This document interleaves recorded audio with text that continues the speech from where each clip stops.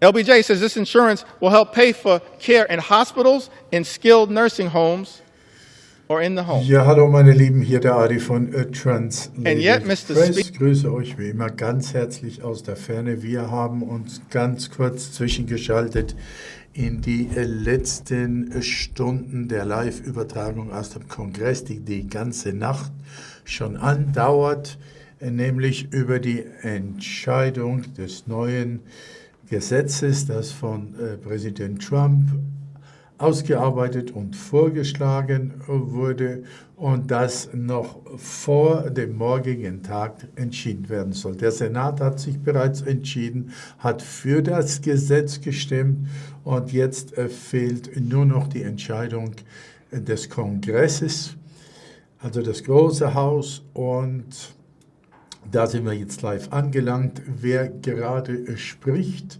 das ist Hakeem Jeffries, der Vorsitzenden der Minderheitspartei, also der Demokraten, der natürlich ganz schlimm dagegen wettert.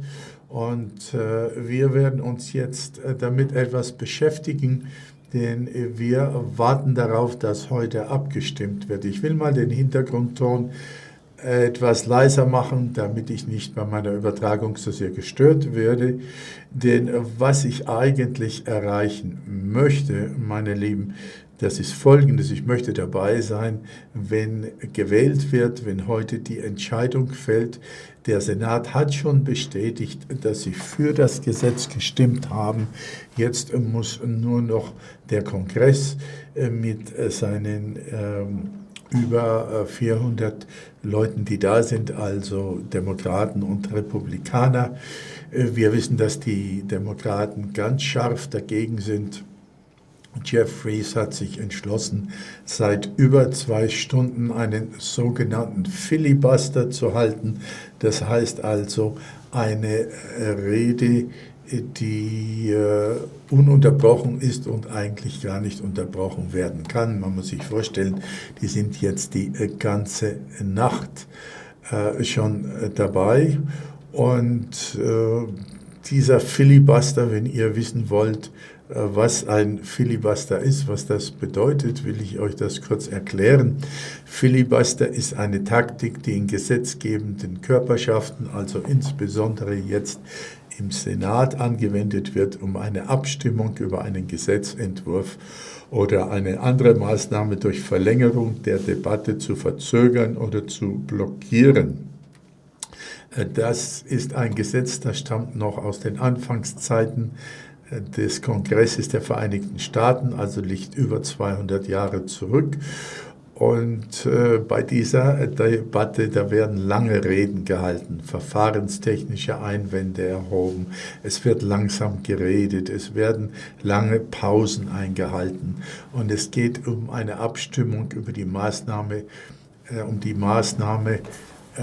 zu verhindern, also um das Gesetz zu verhindern, um die Abstimmung zu verhindern, eben durch ein langes Verzögern, ein langes, unendliches Reden mit vielen Wiederholungen, die stundenlang sich hinausziehen. In einer detaillierten Erklärung der Zweck, das Hauptziel eines Filibusters ist es, eine Abstimmung über einen Gesetzesentwurf, einen Änderungsantrag oder andere strittige Frage zu verzögern und zu verhindern. Wie funktioniert es? Im US-Senat wird ein Filibuster in der Regel von einem Senator oder einer Gruppe von Senatoren erreicht, die über einen längeren Zeitraum sprechen und damit im Wesentlichen ein Gesetz zu Tode reden. Das macht Jeffries gerade jetzt, Hakeem Jeffries. Diese langen Reden, das sind zahlreiche Verfahrensanträge oder auch Verfahrensmanöver, die darauf abzielen, Zeit zu verbrauchen und den Senat oder den Kongress daran zu hindern, zu anderen Tagesordnungspunkten überzugehen. Das geht zurück auf eine Regel. Der Senat verfügt über eine Regel, die nennt sich Clôture, die angewendet werden kann, um einen Filibuster zu beenden. Denn es gab ja schon Fälle, wo Filibuster 6, 7, 8, 9 Stunden gedauert haben. Das könnt ihr euch nicht vorstellen. Da gibt es eine lange, lange Geschichte.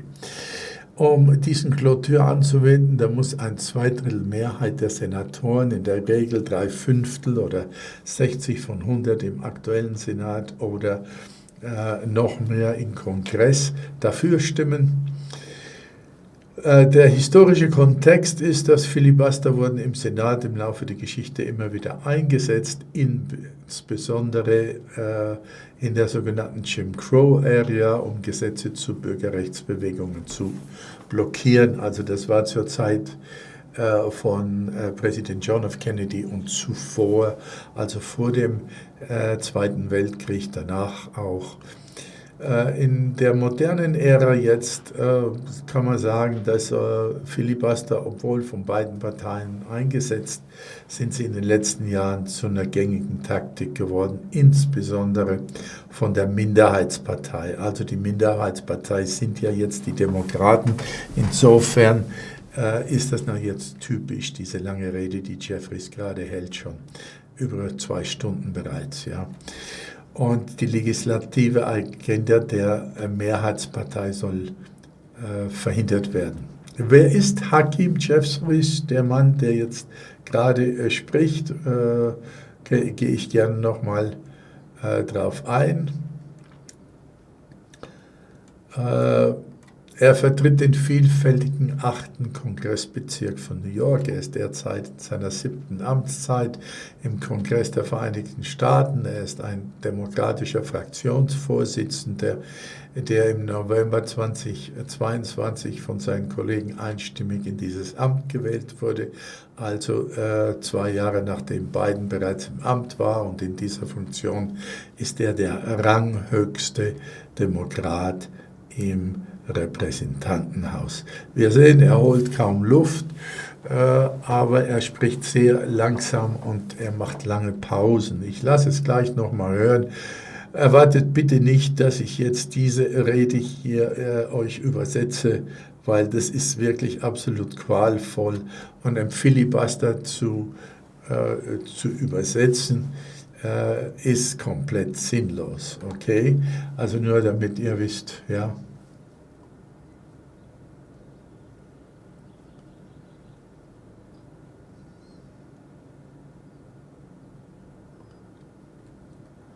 Ja, passt auf bitte, welches Vokabular hier, welche Worte ihr hier im Live verwendet. Wir wollen hier jetzt nicht rausfliegen aus dem Live, weil ihr jetzt hier anfangt, hier mit Zoten oder schlimmen Worten um euch zu hauen hier, okay?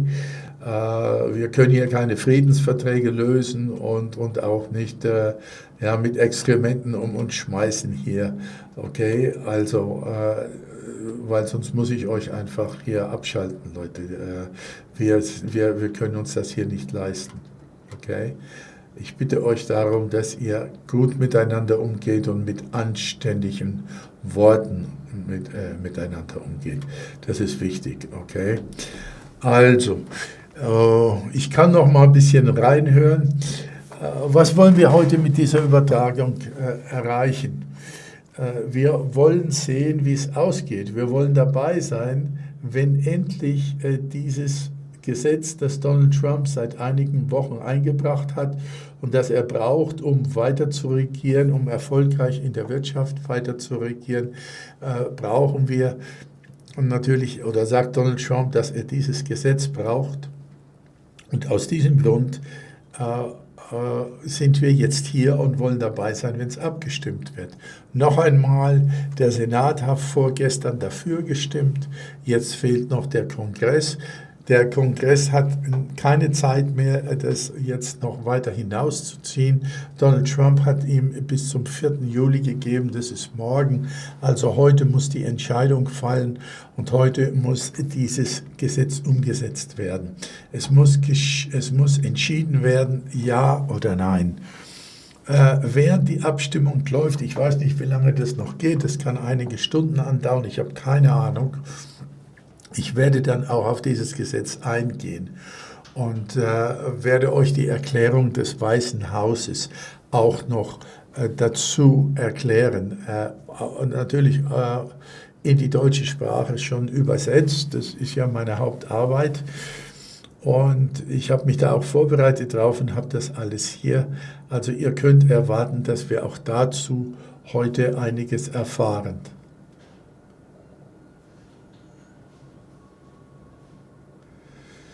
So, und ich will dann nochmal reinhören. Die klatschen jetzt alle. Ich hoffe, der ist bald zu Ende, denn mehr als 2 Stunden hier, das ist schon eine ziemlich lange Zeit. Moment mal. Ja, er macht weiter, er redet weiter. Spoke to this Congress as well. We talked about presidential leadership. We've seen it year after year, decade after decade, century after century. So, was sehen wir hier? Wir sehen hier einen Oppositionsführer, der es nicht aufgibt, seine Sicht der Dinge so darzustellen, als wären sie die optimalen, als wären sie die richtigen und als hätten sie alles richtig gemacht. Man fragt sich natürlich jetzt, warum sind sie denn nicht im Amt geblieben? Warum sind sie nicht in der Regierung geblieben? Ja? Weil sie skandalös war, weil sie die Grenzen unsicher gemacht hat, weil sie die Kriminalität gefördert hat, weil sie die illegalen Einwanderer gefördert hat, weil sie Kriminelle ins Land gebracht hat, weil sie die Energie- und Ölpreise durch die Decke gejagt hat. All das sind Dinge, die dazu geführt haben, dass das Volk weniger Einkommen hatte, dass das Volk sich nicht gut regiert gefühlt hat und dass über 77 Millionen Amerikaner dafür gestimmt haben, dass ein Regierungswechsel zustande kommt. Und ja, jetzt stehen sie natürlich da, sie sind erschüttert, sie weigern sich, sie stellen sich quer, sie wollen, dass Donald Trump nicht erfolgreich ist, sie wollen unbedingt, dass er aus irgendeinem Grund nicht die 4 Jahre zu Ende macht. Man hat ja versucht, ihn zu töten, man hat versucht, ihn zur Seite zu schaffen. All das hat nichts gebracht, so wie wir sehen können. Und jetzt machen sie eben auf diese Art und Weise, sie schießen quer, sie benutzen ihre Autorität, will ich jetzt mal sagen, Autorität ist vielleicht falsch gesagt, aber ihre Rechte als Oppositionsführer und Oppositionsabgeordnete und schlagen jetzt mit dem Hammer drauf, weil sie nicht verstehen können, dass, dass eben die Dinge nicht so laufen, wie sie es wollen. Das Gesetz selber will ich erst angehen, wenn wir wissen, dass wir in der Abstimmung sind, denn da müssen wir Zeit überbrücken. Und noch einmal, was Hakim Jeffries hier sagt seit 2 Stunden, ist eine Wiederholung der Wiederholung der Wiederholung. Zum Ersten tut er alles, um die Regierung von Donald Trump ins schlechte Licht zu rücken, um diesen Gesetzesentwurf zu verhindern, wovon er natürlich weiß, dass das nicht mehr möglich ist, denn es gibt eine Mehrheit im Kongress, das haben wir gestern schon festgestellt, in der Vorabstimmung hat diese Mehrheit sich bereits durchgesetzt. Und nachdem ja immer mehr als einmal gewählt wird, um das Ganze auch richtig zu machen, ist eigentlich jede Mühe, jeder Angriff auf die Gegenseite, also auf Donald Trump und seine Repräsentanten und seine Mannschaft, ohne jeden Zweck. Man kann jetzt schon voraussehen, dass dieses Gesetz durchgewinkt wird. Ich habe gestern in einigen deutschen Kommentaren gehört, wie katastrophal das doch sein wird, wie das Amerika in den Abgrund stürzen wird, wie das sich auch auf den Rest der Welt auswirken wird und so weiter. Leute, der Trump-Irrsinn, der jetzt diesen Hass, was heißt jetzt, der die ganze Zeit schon diesen Hass versprüht gegen Donald Trump, der ist so unsinnig, da kann man gar nichts mehr dazu sagen. Ja? In den Vereinigten Staaten sind die Wirtschaftszahlen hervorragend. Das Benzin kostet nur noch vielleicht 20% von dem, was es während der Biden-Regierung gekostet hat. Die Energiepreise sind in den Keller gegangen. Die Inflation ist so viel wie nicht existierend in den Vereinigten Staaten. Die Börse überschreitet einen Rekord nach dem anderen. Die Zahlen sind absolut positiv. Präsident Trump hat die letzte Woche nur Erfolge erreicht. Im Moment stimmt der oberste Gerichtshof darüber ab, wie Eltern ihre Rechte wieder zurückbekommen über ihre Kinder in den Schulen. Während der Biden-Regierung haben die staatlichen Schulen sich das Recht herausgenommen, den Eltern vorzuschreiben, was den Kindern in ihrer Schule gezeigt wird. Dazu gehören pornografische Comicbücher, die Kindern mit 6, 7 und 8 Jahren in der Schulbibliothek zur Verfügung stellen. Das muss man sich mal vorstellen. All das hat jetzt der oberste Gerichtshof unter Beschuss genommen, weil Donald Trump gesagt hat, wir sind damit nicht einverstanden.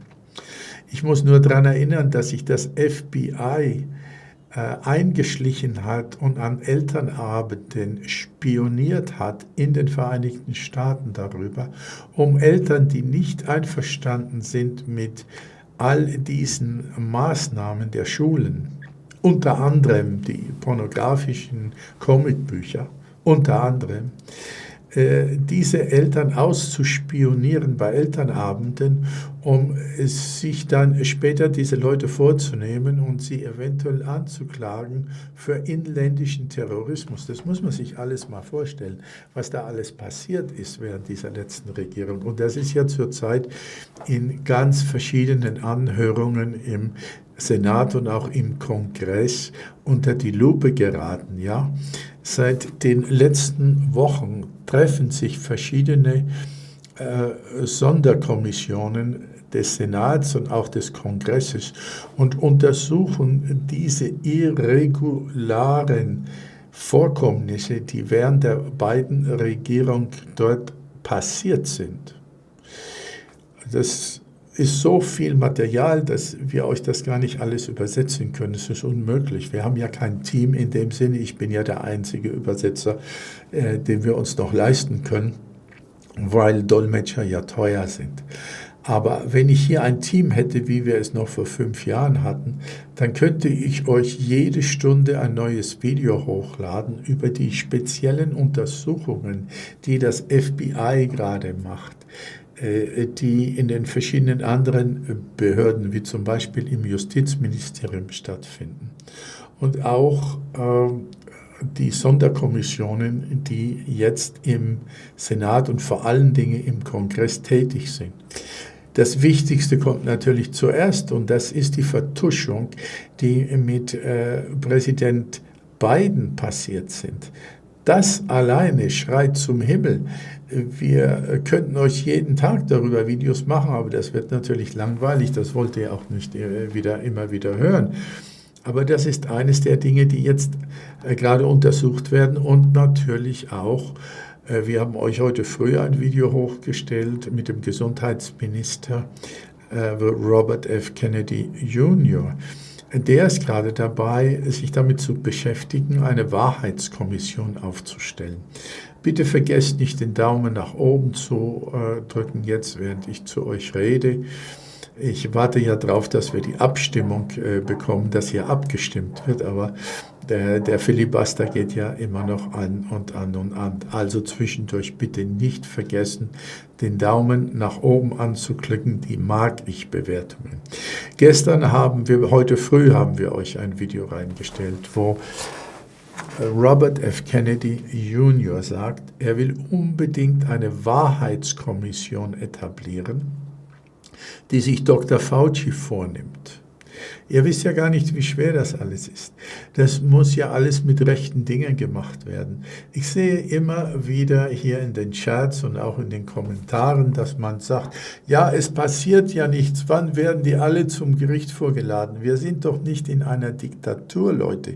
Stellt euch das doch nicht so einfach vor, dass Trump und seine Behörden einfach die Leute verhaften können und die einfach dann irgendwo hinstellen vor einen Richter.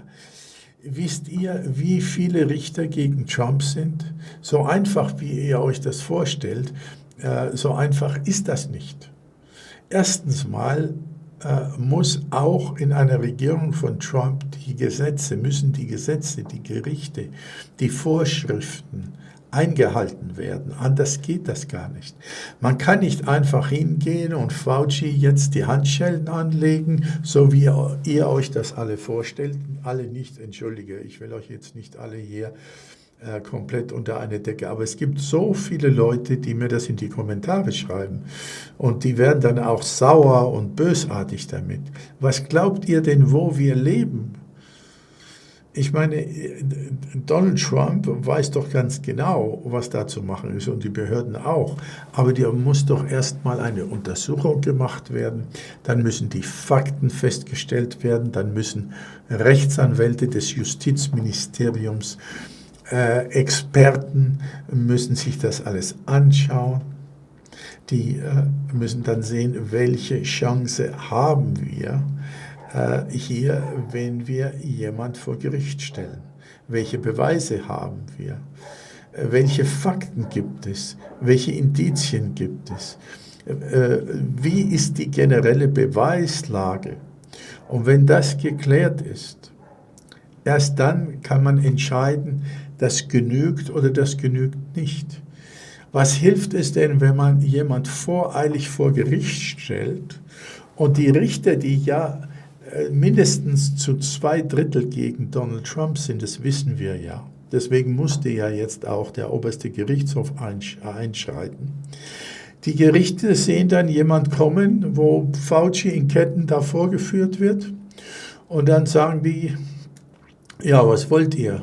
Nein, wir klagen ihn an wegen, ihr wisst schon alles, Betrug und Falschausgaben und Korruption und ja, was weiß ich alles. Und dann sagt der Richter, ja, zeigt mal her, was habt ihr denn? Und dann schaut er sich das eine Stunde an und er sagt, ja, tut mir leid, ich muss das jetzt zurückweisen, das genügt mir nicht. Und dann ist der Fall erledigt, dann war's das. Also muss man doch sich seine Zeit nehmen und muss juristisch alles zementieren. Das muss wirklich halten, das muss fest sein. Das darf nicht einfach umgestoßen werden können. Und darum geht es jetzt und das dauert Zeit. Denn der Feind will ja nicht, dass das passiert, also wird er sich wehren. Und ich weiß nicht, warum das in die vielen Köpfe einfach nicht reingeht. Immer wieder diese Anschuldigungen, ja, die tun ja nicht ihre Arbeit und das wird ja sowieso nichts, die machen ja nichts. Die machen schon was, aber das dauert und das dauert und das dauert. Ihr wisst ja, wie schwer die Gegenseite sich wehrt dagegen. Also ich möchte das einfach nochmal sagen jetzt, weil wir beschäftigen uns ja mit den Übersetzungen und da bekommen wir ja die ganze Information und die Hürden und die überbringen wir euch ja auch damit. Aber das geht nicht so einfach jetzt zu sagen, ja, den schicken wir jetzt nach Guantanamo. Der muss jetzt dahin nach Guantanamo. So einfach ist das nicht, Leute. Glaubt mir das. Also, ich will jetzt nochmal zurückgehen und Hakeem Jeffries noch ein bisschen anhören in seinem unendlichen Filibuster, der jetzt schon mehrere Stunden angeht, indem er halt mit aller Verzweiflung noch verhindern will, dass dieses Gesetz, über das heute entschieden werden muss, auch angewendet wird. So. Get their coverage under the Affordable Care Act. Last year, a family of 4 saved on average $2,400. So, der hat hier sich ein regelrechtes Buch angelegt. Und darin gibt er Beispiele von Leuten, die ihm geschrieben haben, wie sich dieses Gesetz auf diese Menschen auswirkt. Ja.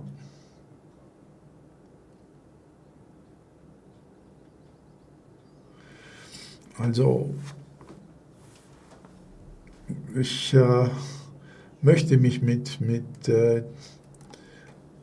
Hakeem Jeffries nicht mehr so lange aufhalten, denn ich kenne diese Taktik. Ich weiß ja, welche Taktik er jetzt anwendet.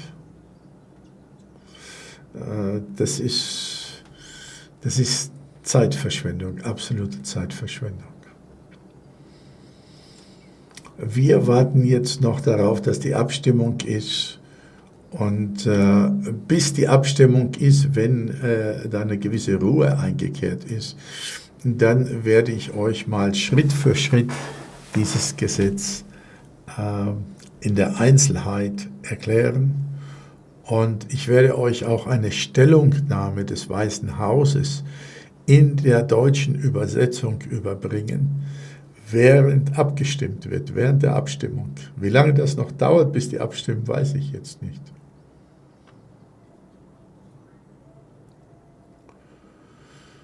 Ja, ich habe jetzt gerade über die Verhaftungen gesprochen, ja, was es braucht, um Verhaftungen zu machen. Wo sind die Verhaftungen? Die Verhaftungen können erst dann gemacht werden, wenn das Justizministerium alle handfesten Beweise, alle Fakten, alle Indizien, alles, was es hat, zusammengebracht hat und wenn die Anwälte das so aufgearbeitet haben, dass die juristischen Argumente wasserdicht sind. Vorher kann man nicht verhaften. Wenn man vorher verhaftet, dann bringt das überhaupt nichts. Eine Verhaftung, die kann geschehen und die kann innerhalb von 24 Stunden rückgängig gemacht werden und es kann sogar Schadensersatz verlangt werden. Und in Amerika sind Schadensersätze in die Millionen gehen die. Also Verhaftungen bringen überhaupt nichts. Überhaupt nichts. Okay? Ihr müsst euch mal vorstellen, ein Verbrechen ist für jeden Augenzeugen evident, wenn er den Schaden sieht. Wenn er vor seinen Augen sieht, dass ein Verbrechen geschieht. Ich sehe vor meinen Augen, dass jemand eine Pistole zieht und jemand erschießt. Das bedeutet aber noch lange nicht, dass das, was ich gesehen habe, innerhalb von einer Stunde von einem Richter anerkannt und bestätigt wird. Oder innerhalb eines Tages von einem Richter anerkannt und bestätigt wird. Oder innerhalb einer Woche. Das bedeutet das überhaupt nicht. Nur weil ich das weiß, weil ich das gesehen habe, weil ich dabei war, ist das noch nicht genug und innerhalb von kürzester Zeit diese Person vor ein Gericht zu bringen und anzuklagen oder zu verhaften. Das bringt absolut nichts. Das heißt also, die juristischen Feinheiten müssen alle wasserdicht sein, sonst bringt eine Verhaftung absolut null und gar nichts. Da könnt ihr nach den Verhaftungen verlangen und fragen, so viel ihr wollt. Das bringt nichts. Okay? Also, haben wir das jetzt klargestellt. Und in diesem Prozess sind die gerade.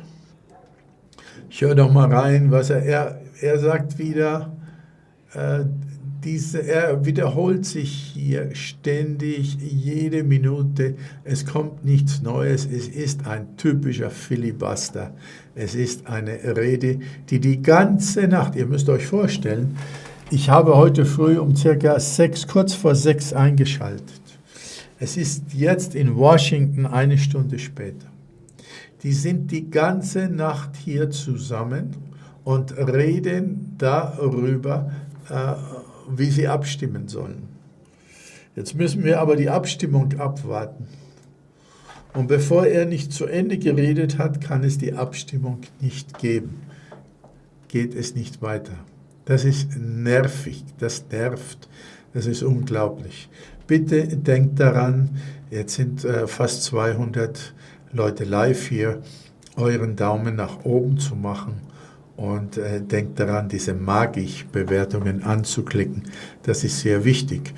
Übrigens haben wir heute noch ein zweites Live geplant am Nachmittag, das ist etwa 21 Uhr, eure Zeit in Deutschland. Dann würde ich gerne ein Live machen mit einer Trump-Mager-Rallye, die heute stattfindet. Und ich glaube, das ist ich habe keine Ahnung, wo das genau ist. Ich glaube, in Idaho ist das. Ich muss mal sehen. Ich schaue mir das mal an, eine Sekunde. Ich habe ja so viel hier im Kopf, dass ich mich an vieles gar nicht mehr so richtig erinnern kann, weil das eine nach dem anderen geht. Ihr könnt euch nicht vorstellen, wie viele Stunden wir hier verbringen an manchen Tagen, um euch das auch... Also das ist in Iowa, ist das. In Iowa, ich habe keine Einzelheiten, ich weiß nur, dass das eine Rallye geben wird, wo Donald Trump, ihr wisst ja, auf den Rallyes geht es immer heiß zu. Und ja, danke schön für euer Lob.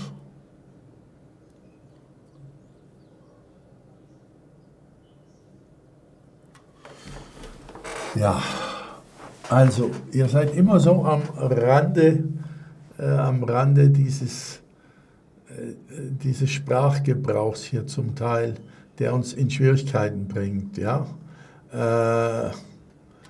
Lucian Junkerreit, bitte, gewisse Worte müssen wir nicht unbedingt so aussprechen. Das wollen die nicht. Wenn wir unseren Sprachschatz nicht hier in Zaum halten, dann schmeißen die uns hier raus, okay? Also, wir sind immer so ein bisschen so am Rande hier. Ich will das nicht löschen jetzt, dann seid ihr wieder sauer auf mich, aber YouTube wird dann früher oder später hier eingreifen. Die kontrollieren diese Charts mit ihren Algorithmen, nur damit ihr Bescheid wisst, okay? So, Jeffries ist immer noch am Trump beschmutzen hier. Wir warten auf die Abstimmungen. Wir wollen, dass gewählt wird. Das ist, worauf es uns ankommt. Aber er hat noch kein grünes Licht gegeben. Er redet immer noch über die Fälle und über die Leute, die ihm geschrieben haben und die sagen, dass das nichts taugt, dass dieses Gesetz den Leuten das Leben ruiniert.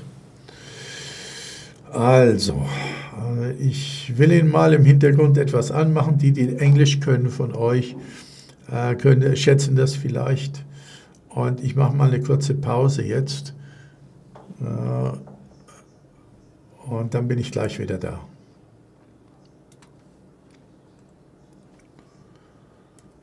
California.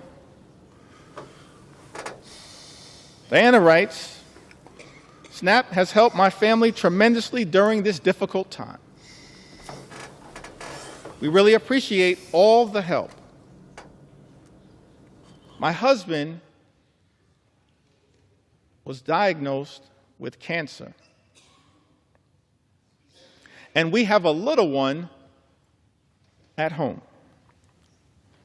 It's been difficult taking care of everything. Please keep this benefit to help people get on their feet. Diana lives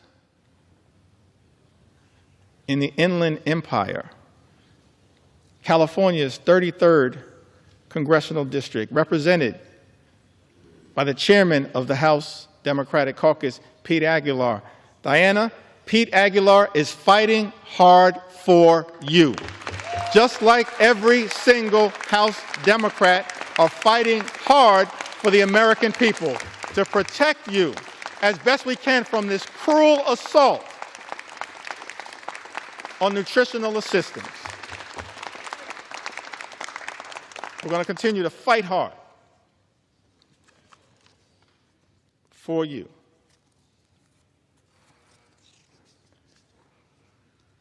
In Ohio, Julie writes to us, I'm so thankful for Amelia Sykes, Marcy Kaptur. Marcy Kaptur is the original gangster of the Ohio delegation. The longest serving woman in the history of the United States Congress, fighting hard on behalf of the people she incredibly represents. Along with Amelia and Shontel Brown and Greg Landsman, and of course, y'all know I couldn't leave out my big sister Joyce Beatty.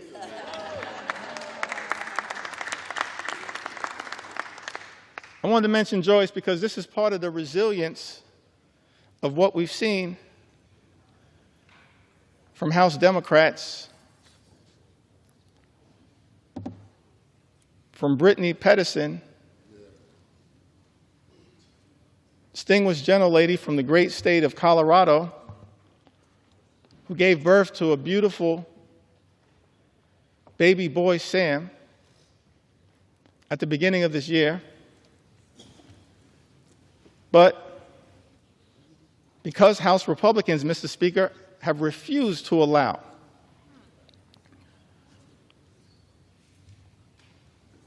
proxy voting, virtual voting, for expectant mothers and new mothers throughout this year, shortly after giving birth,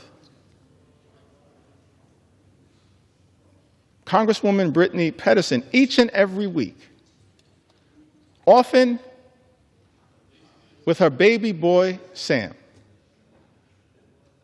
has come to the United States Congress to stand with House Democrats in defense of the American people.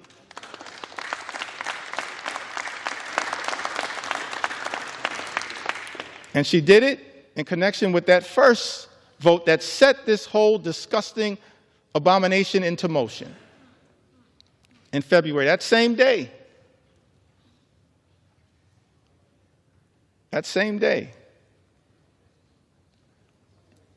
Kevin Mullin showed up to vote on behalf of the American people. Just like all of us continue to do, Kevin Mullin showed up to vote despite the fact that he had been experiencing multiple surgeries, was dealing with some complications. But he understood, just like all House Democrats understand, the need to stand up in this moment and fight hard for the American people, the need to be here throughout this entire toxic journey that Republicans have set us on. Connection with this one big, ugly bill. Kevin Mullin, coming off of multiple surgeries,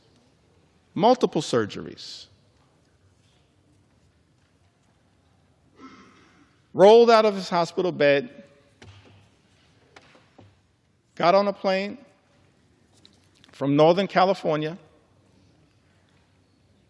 took his wife with him so that she could change his IV on the plane across the country to be here and stand with his sisters and brothers in the House Democratic Caucus family to push back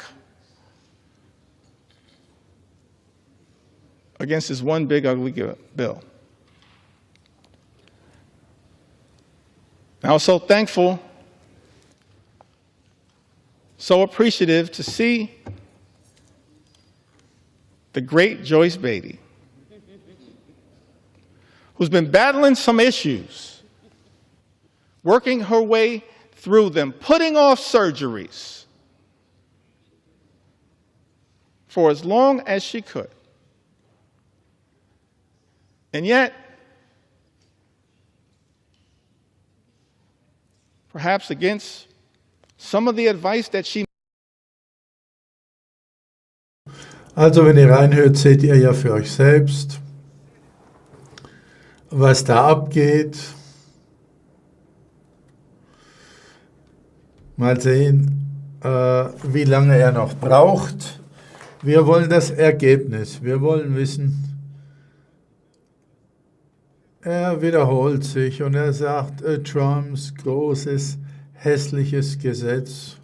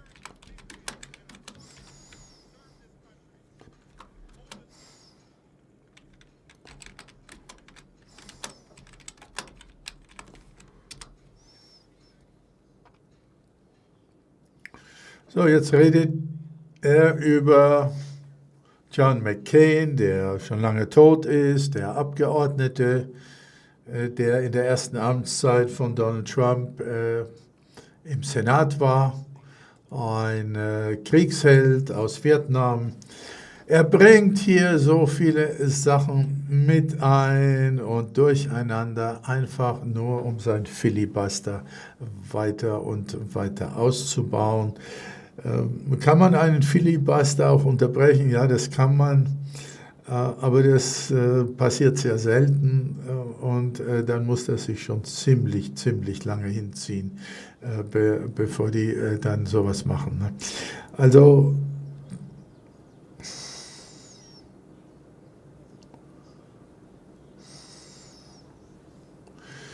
es ist nervig, es ist nervig.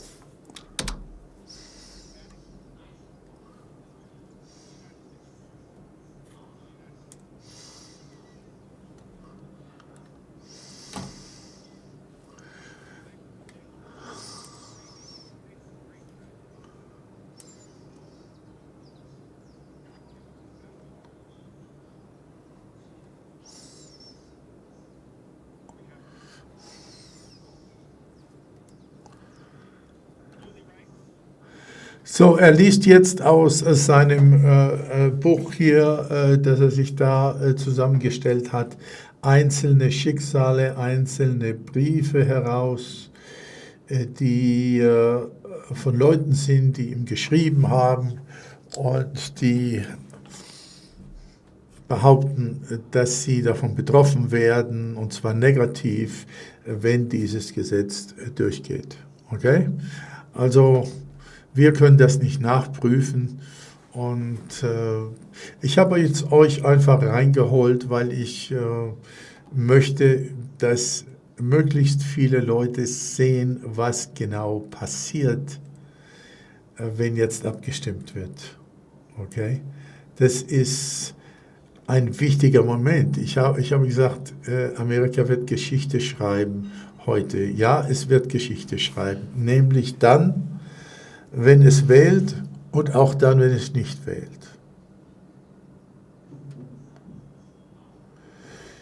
Die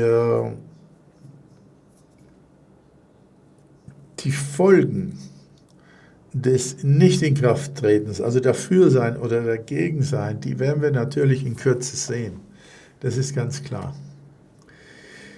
Aber wie gesagt, ich will jetzt hier nicht wertvolle Zeit verpulvern mit der Erklärung und Gegenüberstellung, während Jeffries immer noch redet, denn ich müsste vielleicht unter Umständen dann meine Erklärung, die sehr wertvoll ist, unterbrechen. Ich habe euch versprochen, dass ich über dieses Sondergesetz etwas sagen will, aber ich brauche dazu Ruhe, und das möchte ich gerne machen, wenn die Abstimmung zustande kommt, wenn die Leute abstimmen. Dann gehe ich dieses Thema an. Vorher möchte ich noch, dass die Abgeordneten, die gerade reden, jetzt ist es der Minderheitsvertreter, der Vorsitzende der Demokratischen Partei im Kongress, Hakeem Jeffries, ein New Yorker, der seit 2022 im Kongress ist und die Demokraten anführt, sie vertritt, der Mehrheitsvertreter. Und ich gehe davon aus, dass er jetzt der Letzte ist, der hier redet, und deswegen haben wir diesen Filibuster, deswegen haben wir dieses lange Gerede, das nicht zu Ende gehen will. Sie sind schon seit vor Mitternacht sitzen die hier. Müsst ihr euch das mal vorstellen, wie viele Stunden das sind. Ja, das sind schon circa 7 oder 8 Stunden sitzen die hier, weil Donald Trump hat ihnen ein Ultimatum gestellt. Und er hat gesagt, morgen am 4. Juli möchte er das Resultat auf seinem Schreibtisch liegen haben, im ovalen Office. Das heißt also entweder je oder nee, entweder ja oder nein. Aber er möchte die Entscheidung darüber wissen, denn er hat andere Dinge noch, die sehr, sehr wichtig sind. Und wegen diesen Ultimatums von Donald Trump sehen wir jetzt diese Diskussion und dieses sich so lange hinaus zögernde Gerede und diese Ansprachen, die gerade gehalten werden, bevor die Abstimmung stattfindet. Die Abstimmung wird dann auch sicherlich so mindestens eine halbe Stunde dauern, bis die durchgezogen ist, oder sogar eine Stunde, ich weiß es nicht. Aber ich möchte gerne das Resultat sehen. Ich möchte auch gerne sehen, dass wir dabei sind, wenn diese historische Abstimmung zustande kommt. Es steht zu über 90% fest, dass das Resultat, das Zwischenresultat von gestern, heute in der Endabstimmung wieder zustande kommt. Das heißt also eine Mehrheit für die Republikaner und dass dieses Gesetz durchgewunken wird. Aber 100%ig sicher sind wir darüber nicht. Und deswegen möchte ich für die genauere Erklärung dieses Gesetzesentwurfs abwarten, bis gewählt wird. Dann haben wir die Zeit und die Ruhe dazu und werden nicht unterbrochen. Ich weiß ja nicht, was jetzt noch passiert, bevor die anfangen abzustimmen. Und dann ist vielleicht noch was Wichtiges, das ich übersetzen muss oder das ich sagen muss. Und dann muss ich diese Erklärung, die nicht in 2 Minuten zustande kommen kann, weil ich habe dazu das Original im Weißen Haus hier auf meinem Bildschirm, das will ich euch dann übersetzen. Und da kann ich keine Unterbrechung gebrauchen. Und aus diesem Grund heraus will ich das jetzt mit euch durchgehen. Ich bitte euch hier um Geduld und um Nachsicht. Wen das interessiert, der ist herzlich willkommen. Und wenn es nicht interessiert, den würde ich dann bitten, gar nicht erst mal hier zu sein. Hallo, ich sehe hier Ulf-Georg Pieper, Mitglied bei uns, hat eine Mitgliedschaft erworben. Herzlich willkommen, wo immer du auch gerade sein magst. Guten Morgen, sagt er. Also, guten Morgen ist es nicht mehr in Deutschland. Also bist du woanders, Ulf-Georg Pieper, gehe ich mal davon aus. Denn in Deutschland ist es ja jetzt schon, glaube ich, fast 15 Uhr am Nachmittag, wenn ich mich nicht täusche. Wir haben ja 7 Stunden Unterschied aus Amerika nach Europa und aus Amerika nach Deutschland vor allen Dingen. Ne? In diese Zeitzone Berlin, Bern, Wien, Paris, Madrid, das ist dieselbe Zeitzone. So.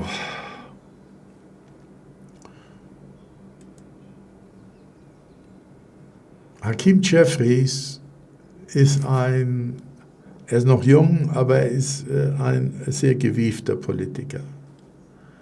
Er kommt aus dem Mittelstand. Ich glaube, seine Eltern waren Lehrer oder sowas gewesen oder Sozialarbeiter. Also er kommt aus einer Mittelschicht, einer gesunden New Yorker Mittelschicht, ist dort aufgewachsen und hat dort auch seine Schule alles gemacht, war sein Leben lang in New York und ist, wie gesagt, seit etwa 3 Jahren ist er jetzt im Kongress der Vereinigten Staaten als Mehrheitsführer der Demokraten. Dazu muss man natürlich wissen, dass New York die Stadt ist in ganz Amerika, in den Vereinigten Staaten, die am weitesten links gerichtet ist. Danach ist dann Kalifornien, also Los Angeles, San Francisco, das sind natürlich komplette Vogue-Städte, LGBTQ und Gendern und dieser ganze Unsinn, den wir ja kennen. Das ist also die Stadt New York an sich selbst. Der Staat auch, aber nicht so sehr wie die Stadt New York. Die Stadt New York ist ganz radikal links gerichtet. Also schon fast kommunistisch, kann man sagen. Und Kalifornien auch. Kalifornien ist auch komplett sozialistisch, aber das sind Orte in den Vereinigten Staaten, die sind so krass links gerichtet. Da ist überhaupt kein gesunder Menschenverstand mehr am Walten. Ja? Also dort kannst du dich morgen mit einem Katzenfell umgeben und sagen, ich heiße jetzt Mia die Katze und dann müssen die dich als Mia die Katze ansprechen. Ja? So ungefähr ist dieser Irrsinn in Kalifornien und in New York. Das hat sich in den letzten Jahren so rasant, so radikal in eine Richtung entwickelt, dass man das gar nicht mehr wirklich normalen Menschen erklären kann. Wie gesagt, der gesunde Menschenverstand ist komplett futsch gegangen, komplett kaputt gegangen. Ich will mal sehen, was ich noch in den letzten Minuten hier an Nachrichten reinbekommen habe. Es sind übrigens sehr viele Mainstream-Kanäle hier heute auch dabei, die das live übertragen. Weil man muss sich ja schon mal auch bewusst sein, dass so ein Sondergesetz, das hier jetzt durchgewunken werden soll, einen ganz, ganz großen Einfluss hat. Ich habe hier einen Bericht mal von der linken Seite wiedergefunden. Ich will ja nicht nur die Konservativen zu Wort kommen lassen, die wir ja im Prinzip ja auch vertreten, sondern ich möchte auch die andere Seite mal so ein bisschen übersetzen und euch nahebringen. Ja, nach der Abstimmung, die jetzt mehrere Stunden lang offen geblieben ist und immer noch offen ist, ja. Da war ja der Sprecher des Hauses, Johnson, der hat versucht, 5 Abgeordnete noch davon zu überzeugen, dieses Gesetz von Präsident Trump, der One Big Beautiful Bill Act, voranzubringen. Und damit haben natürlich die Republikaner im Repräsentantenhaus eine ganz wichtige Hürde genommen und auch den Weg für die endgültige Verabschiedung des Gesetzes vor der Frist morgen. Morgen ist die Frist, ist der 4. Juli. Die haben das frei gemacht. Ja. Also es hat ein bisschen schief ausgesehen, auch im Senat. Ich weiß nicht, ob ihr das gestern mitbekommen habt. Im Senat musste der Vizepräsident noch seine Stimme eingeben und die Mehrheit war wegen dem Vizepräsidenten, sonst wäre das Gesetz durch den Senat nicht gekommen. Dann hätte es schlecht ausgeschaut. Aber es war 50-50, also es war halbe-halbe. Es gab keine Mehrheit und daraufhin hat sich J.D. Vance eingeschaltet gestern und hat seine Stimme abgegeben. Dieses Recht hat er ja im Hause, im Kongress. Also er hat diese Stimme als Vizepräsident, hat er in der Legislative. Und davon hat er gestern Gebrauch gemacht. Okay? Die Demokraten sind sichtlicherweise sehr angeschlagen. Die sind nicht sehr glücklich darüber. Es ist ziemlich unklar, welche Zugeständnisse Johnson, also der Sprecher des Hauses, gemacht hat, um sich die Unterstützung dieser 5 Abgeordneten, das sind ja nicht viel, zu sichern. Das heißt also, die große Mehrheit ist für diesen Gesetzesentwurf. Es war nur eine geringe Mehrheit von 5, die haben diese Abstimmung gestern blockiert. Und in den Augen von Trump hat natürlich der Sprecher des Hauses, Johnson, eine hervorragende Arbeit gemacht, indem er es verstanden hat, diese 5, die gefehlt haben, rüberzuholen. Und das ist natürlich eine knappe Mehrheit im Repräsentantenhaus, wo wir jetzt gerade befinden, nämlich im Kongress. Die konnten sich dort nämlich nur 3 Gegenstimmen leisten. Also das Endergebnis war 219 zu 213. Okay? Die haben knapp mit 5 Stimmen haben die gewonnen. Das ist kein großer Sieg. Das muss man jetzt noch dazu sagen. Dieses Gesetz hat sehr viel Kritik hervorgerufen. Und dank dieser Beharrlichkeit von dem Sprecher des Hauses, von Johnson, und auch anderen führenden, einflussreichen Republikanern haben sie natürlich es dann geschafft, genügend Unterstützung zu mobilisieren und haben so das Gesetz vorangebracht. Deswegen bin ich jetzt sofort zuversichtlich, dass das auch jetzt heute durchkommt. Da dürfte eigentlich nichts mehr schiefgehen jetzt. Ne? Und das ist auch der Grund, warum hier Jeffries nicht aufhört zu reden. Ja, das geht hier dieser Filibuster, der geht und geht und geht. So, es gibt innerhalb der Republikaner gibt es Spaltungen.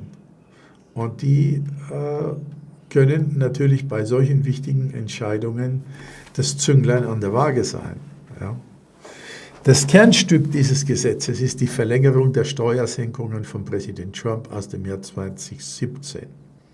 Ich will jetzt mal ein bisschen was vorerklären, weil ich später noch eine genauere Erklärung mache. Da werde ich euch im Bildschirm dann auch das Original aus dem Weißen Haus zeigen und dann die Übersetzung dazu. Aber um euch noch ein bisschen mehr Informationen zu geben, das Kernstück dieses Gesetzes ist eine Verlängerung der Steuersenkungen. Donald Trump weiß ganz genau, wenn er es schafft, jetzt noch dieses Jahr eine bemerkenswerte Steuersenkung dem amerikanischen Bürger zu übergeben, dann wird nächstes Jahr in den Zwischenwahlen die Mehrheit für ihn wählen im Kongress und im Senat.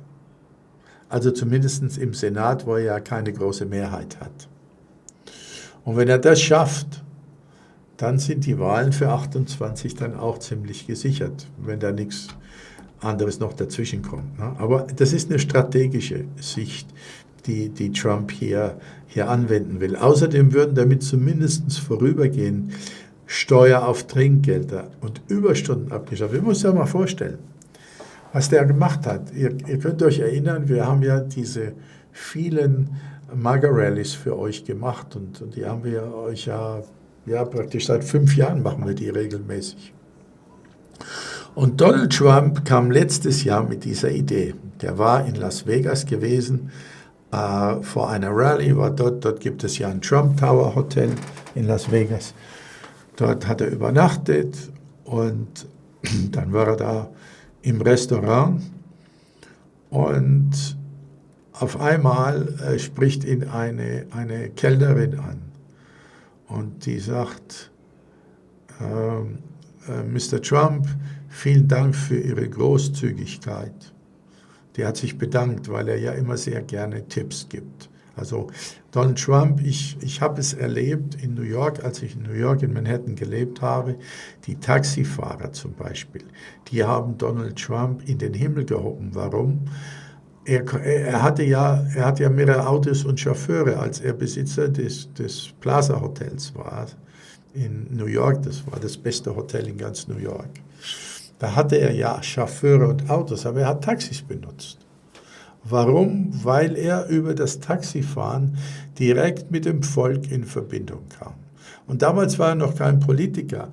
Damals hat ihn die Politik überhaupt nicht interessiert, aber das Volk hat ihn interessiert. Die meisten Leute vergessen komplett, was die Biografie von Donald Trump ist. Ich habe es erlebt, nicht, dass ich ihn gekannt habe persönlich, aber ich habe in Manhattan gelebt, als er damals Trump Tower gebaut hat. Und als er das Plaza Hotel besessen hat, ich habe an der East Side gelebt, ich konnte da hinlaufen zu diesen Orten und habe das alles miterlebt und habe auch diese Euphorie und diese Begeisterung für Donald Trump erlebt. Das war der beliebteste Bürger von New York. Die Taxifahrer sind an ihm vorbeigefahren, haben ihn auf dem Gehsteig laufen sehen, haben angehalten und haben gesagt, Hallo Donald, hallo Donald. Die haben ihm die Hand rausgewunken und haben ihn gegrüßt und haben gehofft, er würde einsteigen, weil Donald Trump ist in die Taxis gestiegen und hat große Trinkgelder dagelassen. Obwohl er ein halbes Dutzend Autos in der Garage hatte, obwohl er im Plaza Hotel Chauffeure hatte, die ihn überall hätten hinfahren können. Der ist einfach raus auf die Straße, ist über die Straße gelaufen, ist entweder irgendwo hingelaufen, wenn es kurz war, hat er überhaupt kein Auto benutzt, sondern ist da hingelaufen. Und wenn ihm dann unterwegs eingefallen ist, ach ja, ich muss ja noch woanders hin, dann hat er sich ein Taxi genommen. Und die Taxifahrer, die waren so scharf darauf, ihn mitzunehmen, einfach aus diesem Grund, weil er ihnen unglaubliche Tipps gegeben hat. Der hat Tipps ausgeteilt, ich weiß nicht, wie viele $100 am Tag der nur an Trinkgeldern ausgeteilt hat. Ne? Tipp ist Trinkgeld, wenn man das im Englischen. Ne? Naja, und dadurch ist eben Trump sehr, sehr, sehr beliebt geworden. Jetzt gehe ich zurück auf Steuern auf Trinkgelder. In Amerika gibt es viele Jobs, wo die Menschen kaum einen guten Gehalt bekommen, aber sie sind von den Trinkgeldern auf die Trinkgelder angewiesen. Ja? Und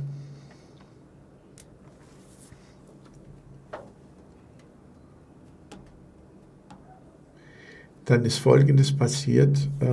Diese Kellnerin hat sich bedankt für den großzügigen Trinkgeld, das sie bekommen hat. Und dann hat sie gesagt, schade, dass die Hälfte jetzt ans Finanzamt geht. Und dann sagt Trump zu ihr, wie? Von dem Trinkgeld, das ich dir jetzt gegeben habe, musst du die Hälfte ans Finanzamt zahlen. Da sagte, ja, natürlich, wissen Sie das nicht. Sagt er, nee, das war mir nicht bekannt. Und dann hat er sich seine Gedanken gemacht und am selben Abend, als die MAGA-Rally war, hat er diese Geschichte erzählt. Ihr müsst ja wissen, Donald Trump ist ein Geschichtenerzähler. Warum ist er so erfolgreich? Warum kann er so gut auch verkaufen? Warum kann er so gut sich selbst verkaufen? Und warum kommt er so gut bei den Mittelstandsbürgern an? Weil er ihnen Geschichten erzählt, die sie sich vorstellen können. Geschichten, die ihnen zu Herzen gehen und die sie betreffen. Also Dinge, wo sie sagen, ja, das hätte mir auch passieren können. Versteht ihr? Und das ist das Geheimnis eines guten Verkäufers. Ich habe früher mal Verkäufer ausgebildet. Und das war in Amerika, in den Vereinigten Staaten. Da war ich in Los Angeles, habe ich da gewohnt. Und da haben wir immer gesagt, wenn du jemand sympathisch sein willst und möchtest, dass er dein Produkt kauft, dann musst du ihn erst von dir selbst überzeugen. Der muss ein Vertrauen haben und dich einladen, an seinem Küchentisch mit dir zu sitzen. Das heißt, der muss das Vertrauen haben, dich in sein Haus zu lassen.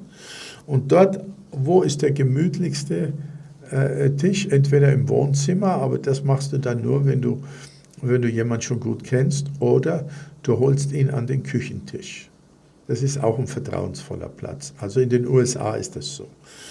Und ja, nochmal zurückzukommen, Donald Trump ging also am Abend auf diese Rallye und dann hat er gesagt, ich habe heute entschieden, dass wenn hier Leute unter uns sind, die auf ihre Trinkgelder am Ende des Monats angewiesen sind, Bartender, Kellner, Kofferträger, Taxifahrer, all diese Leute, die auf ihr Trinkgeld angewiesen sind, weil sie so einen geringen Gehalt bekommen, wenn ich wieder als Präsident gewählt werde, dann werde ich die Steuer auf Trinkgelder zurücklehnen. Es wird keine Steuer mehr auf Trinkgelder geben.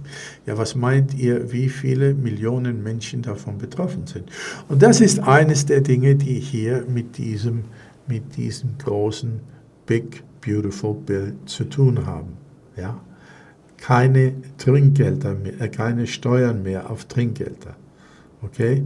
Wollte ich euch jetzt nur mal ein bisschen sagen. Also Kernstück des Gesetzes ist eine Verlängerung der Steuersenkungen von Präsident Trump aus dem Jahr 2017. Außerdem würden damit zumindest vorübergehend Steuern auf Trinkgelder und Überstunden abgeschafft, was eines der großen Wahlversprechen von Trump war. Der Gesetzesentwurf sieht auch neue Ausgaben für Verteidigung und Einwanderungskontrolle vor und erhöht die Schuldenobergrenze des Landes um 5 Billionen Dollar. Ihr müsst euch das mal vorstellen. Also der umfangreiche Gesetzesentwurf der Republikaner würde die Schulden des Landes um Billionen Dollar erhöhen. Ist klar, also ich meine, das muss dann wieder erwirtschaftet werden. Um das natürlich zu finanzieren, werden die Ausgaben für eine Reihe von Programmen gekürzt. Also, es wirkt sich auch auf die Gesundheitsversicherung ein. Das gemeinsame Programm von Bund und Ländern, das rund 70 Millionen einkommensschwachen älteren behinderten Amerikanern Gesundheitsversorgung bietet. Die ersten Schätzungen zufolge könnten rund 11 Millionen Menschen durch den Gesetzesentwurf der Republikaner ihren Versicherungsschutz verlieren, was einer der Hauptgründe für die kontroversen Verhandlungen über diesen Gesetzesentwurf in beiden Kammern war. Insgesamt stellt der fast 1000 Seiten umfassende Gesetzesentwurf der Republikaner eine dramatische Neuausrichtung der Rolle der Bundesregierung im Leben der Amerikaner dar. Ressourcen werden aus dem sozialen Sicherheitsnetz und aus Investitionen in saubere Energien abgezogen und umgeschichtet, um neue Ausgaben in Höhe von Billionen Dollar für Steuersenkungen, Einwanderungskontrollen und die nationale Verteidigung zu finanzieren. So, Was ist jetzt passiert? Die Abgeordneten haben diesen Gesetzesentwurf im Plenum debattiert. Das ist jetzt immer noch der Fall. Also wir sind jetzt noch im Prozess der Debatte. Und sobald diese Debatte abgeschlossen ist, ich gehe mal davon aus, dass nach Hakeem Jeffries, also der Mann, der jetzt gerade redet, keiner mehr redet, weil er ja der Vorsitzende ist der Demokratischen Partei und die halten meistens zuletzt ihre Rede. Nach ihm kommt dann niemand mehr. Und sobald dies abgeschlossen ist, kann man dann zur endgültigen Abstimmung übergehen. Aber dieser Prozess, dieser Debattenprozess, in dem wir uns jetzt gerade noch befinden, könnte noch mehrere Stunden dauern. Und vorausgesetzt, die Republikaner haben die Stimmen und werden ihr Versprechen einhalten, diesen Gesetzeswurf dann bis zum Freitag, also bis morgen, auf dem Schreibtisch von Präsident Trump zu bringen.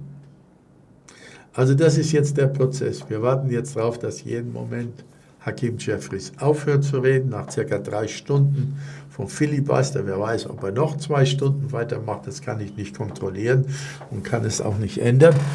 Und dann wird abgestimmt. Diese Abstimmung wird mit Sicherheit zugunsten der Republikaner ausgehen. Also die Mehrheit, auch wenn es nur eine Stimme ist, ich weiß es nicht, aber die Mehrheit wird mit Sicherheit heute zustande kommen, denn sie ist gestern schon zustande gekommen. Aber gestern war noch die Vorentscheidung und heute ist die Hauptentscheidung. Wird es jetzt verabschiedet, dann ist allerdings der Kampf immer noch nicht vorbei. Dann ist zwar das Gesetz in Kraft, aber die Demokraten haben ganz deutlich gemacht, dass sie dieses Gesetz zum Kernstück ihrer Bemühungen machen wollen, weil sie bei den Zwischenwahlen 2026, das heißt also nächstes Jahr, die Kontrolle über den Kongress zurückgewinnen wollen. Und sie wollen nächstes Jahr wieder eine Mehrheit haben im Kongress bzw. im Senat. Und da bietet sich natürlich jetzt dieses Gesetz an, weil es wird in diesem Gesetz Menschen geben, die davon profitieren, ganz klar. Und es wird Menschen geben, die davon den Schaden tragen. Das wird sich dann in der Praxis zeigen. Und je nachdem, wie schnell Donald Trump seine Ziele umsetzen kann und je nachdem, wie positiv es sich auf die Mehrheit auswirkt oder auch negativ, das zeigt dann die Praxis, so werden dann die Resultate der Zwischenwahlen nächstes Jahr aussehen. Und das ist dann der Ansatz dafür, wie die Präsidentschaftswahlen 2028 ausgehen werden. Also ihr seht, wir befinden uns hier auf einer ganz, ganz wichtigen Sitzung. Das muss man schon sagen. Und dann müssen wir jetzt einfach mal abwarten. Er redet immer noch, ja, es geht, glaube ich, jetzt in die 4. Stunde, seine Rede. Man sieht, das ist typisch so eine Filibuster-Rede, die wir jetzt gerade hören. Und die zeigt uns natürlich schon, der Zweck, eigentlich hat es gar keinen Zweck, was er macht, diese Rede. Das weiß er auch. Aber es ist die Demonstranz, es ist dieses sich dagegen wehren wollen, was man nicht will. Und es ist auch eine gewisse Verzweiflung, das sind wir mal ganz ehrlich jetzt, ja, mit dem, was alles zustande kommt und was gerade besprochen wird, die Ausschüsse, die es jetzt gibt, die alles untersuchen, Fauci untersuchen. Wahrscheinlich wird Mayorkas demnächst verhaftet werden. Donald Trump hat eine Andeutung gemacht. Ihr wisst alle, wer Mayorkas war. Das war der Beauftragte des Ausländeramtes, also des Heimatschutzministeriums, der dafür verantwortlich war, dass die Grenzen so miserabel verwaltet wurden und dass so viele Millionen Menschen über die Grenzen illegal gekommen sind, dass so viel Kriminalität ins Land kam. Das war Mayorkas, der wiederholt gelogen hat und Aussagen falsch hervorgebracht hat im Kongress und auch im Senat. Donald Trump hat vorgestern gesagt, er wird sich das näher anschauen, weil er glaubt, dass Mayorkas Straftaten begangen hat, als er im Amt war als Minister des Heimatschutzministeriums. Das ist eine Untersuchung, die gerade gemacht wird. Fauci, wissen wir, ist schon seit Monaten in Untersuchung. Da weiß man auch nicht, wie weit das jetzt ist, aber dann kommt ins Spiel diese Wahrheitskommission, von der Kennedy gestern geredet hat. Kennedy ist ja auch sehr, sehr aktiv jetzt. Ich rede jetzt von Robert F. Kennedy, also nicht vom Senator Kennedy, sondern vom Gesundheitsminister Robert F. Kennedy, dem Sohn des ermordeten Robert Kennedy, der Bruder war von John F., dem Präsidenten. Beide sind ja ermordet worden. Also da ist viel, viel im Spiel. Die ganze Epstein-Geschichte ist noch in der Untersuchung. Ich weiß, ihr fragt immer wieder danach und leider können wir euch jetzt auch keine direkten Antworten geben, die vielleicht zufriedenstellend sind, aber Epstein ist auch noch nicht komplett durchleuchtet worden. Da ist ein ganzer LKW mit Beweisen und Videos angeliefert worden in Washington. Die musste man sich regelrecht erzwingen, weil der Regionalbeauftragte der FBI in New York diese ganzen Beweise versteckt hielt. Und da musste dann der Direktor des FBIs persönlich dorthin fahren.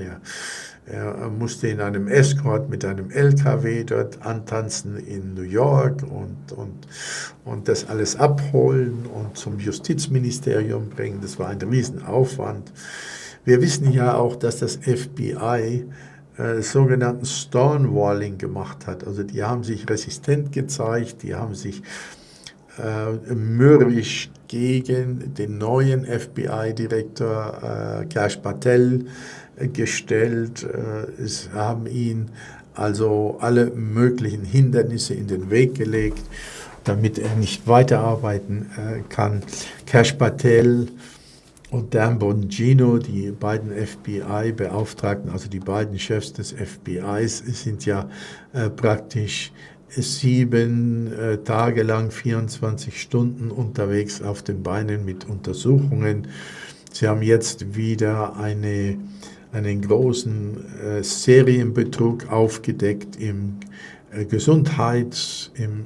Gesundheitsverlauf, also Betrügereien mit der Gesundheitsversicherung und die auch mit dem Gesundheitsamt zu tun hatten. Diese Unterlagen wurden ihnen von Kennedy überreicht. Kennedy hat die entdeckt, er ist ja der Gesundheitsminister. Und FBI ist dahinter. Ihr könnt euch nicht vorstellen, diese Unordnung, diese tiefe Respektlosigkeit dem Amt gegenüber, dem Staat gegenüber, den diese Regierung geerbt hat und was die alles untersuchen müssen. Das ist unvorstellbar. Und sich jetzt dahin zu stellen, wie Hakim Jeffrey jetzt gerade macht, und den Leuten verkaufen zu wollen, dass sie die Guten sind, dass sie diejenigen sind, die hier alles so wunderbar gemacht haben. Ja, während sie Joe Biden praktisch den kranken Mann als Puppe benutzt haben, um dort die Macht aufrecht zu erhalten. und den Einfluss auszuüben, das an sich war ja schon eine absolute Straftat. Eine absolute Straftat. Stellt euch mal vor, da geht eine amtierende Regierung, also amtierende Beamte einer Regierung, nehmen einen todkranken Mann und präsentieren ihn vor der Öffentlichkeit wie den amtierenden Präsidenten, obwohl dieser Mann in ein Sanatorium gehört, in ein Krankenhaus gehört, obwohl er todkrank ist, und machen da 4 Jahre lang ein Bühnenstück daraus. Das müsst ihr euch mal vorstellen. Ja. Und die Welt schweigt und sie erhebt sich nicht, im Gegenteil, sie macht sich zum Komplizen dieses Theaterstücks. Haben wir doch gesehen, da kam doch Olaf Scholz mehrmals an die Öffentlichkeit und hat protestiert, dass man Biden für unfähig erklärt hat.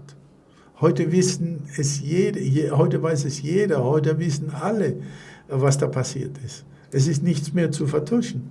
Es sind Bestsellerbücher geschrieben worden. Heute sind die Leute, die damals dazu beigetragen haben, Biden zu beschützen und Biden zu dirigieren und zu managen und dieses Theater auf der großen Weltbühne zu vertuschen. Dieselben Leute schreiben jetzt Bestsellerbücher, indem sie das, was sie vertuscht haben, in ihren Büchern jetzt so darstellen, dass die Bücher zu Bestseller werden. Könnt ihr euch das mal vorstellen? Die Entrüstung darüber hält sich komplett in Grenzen. Die Menschen finden das für normal.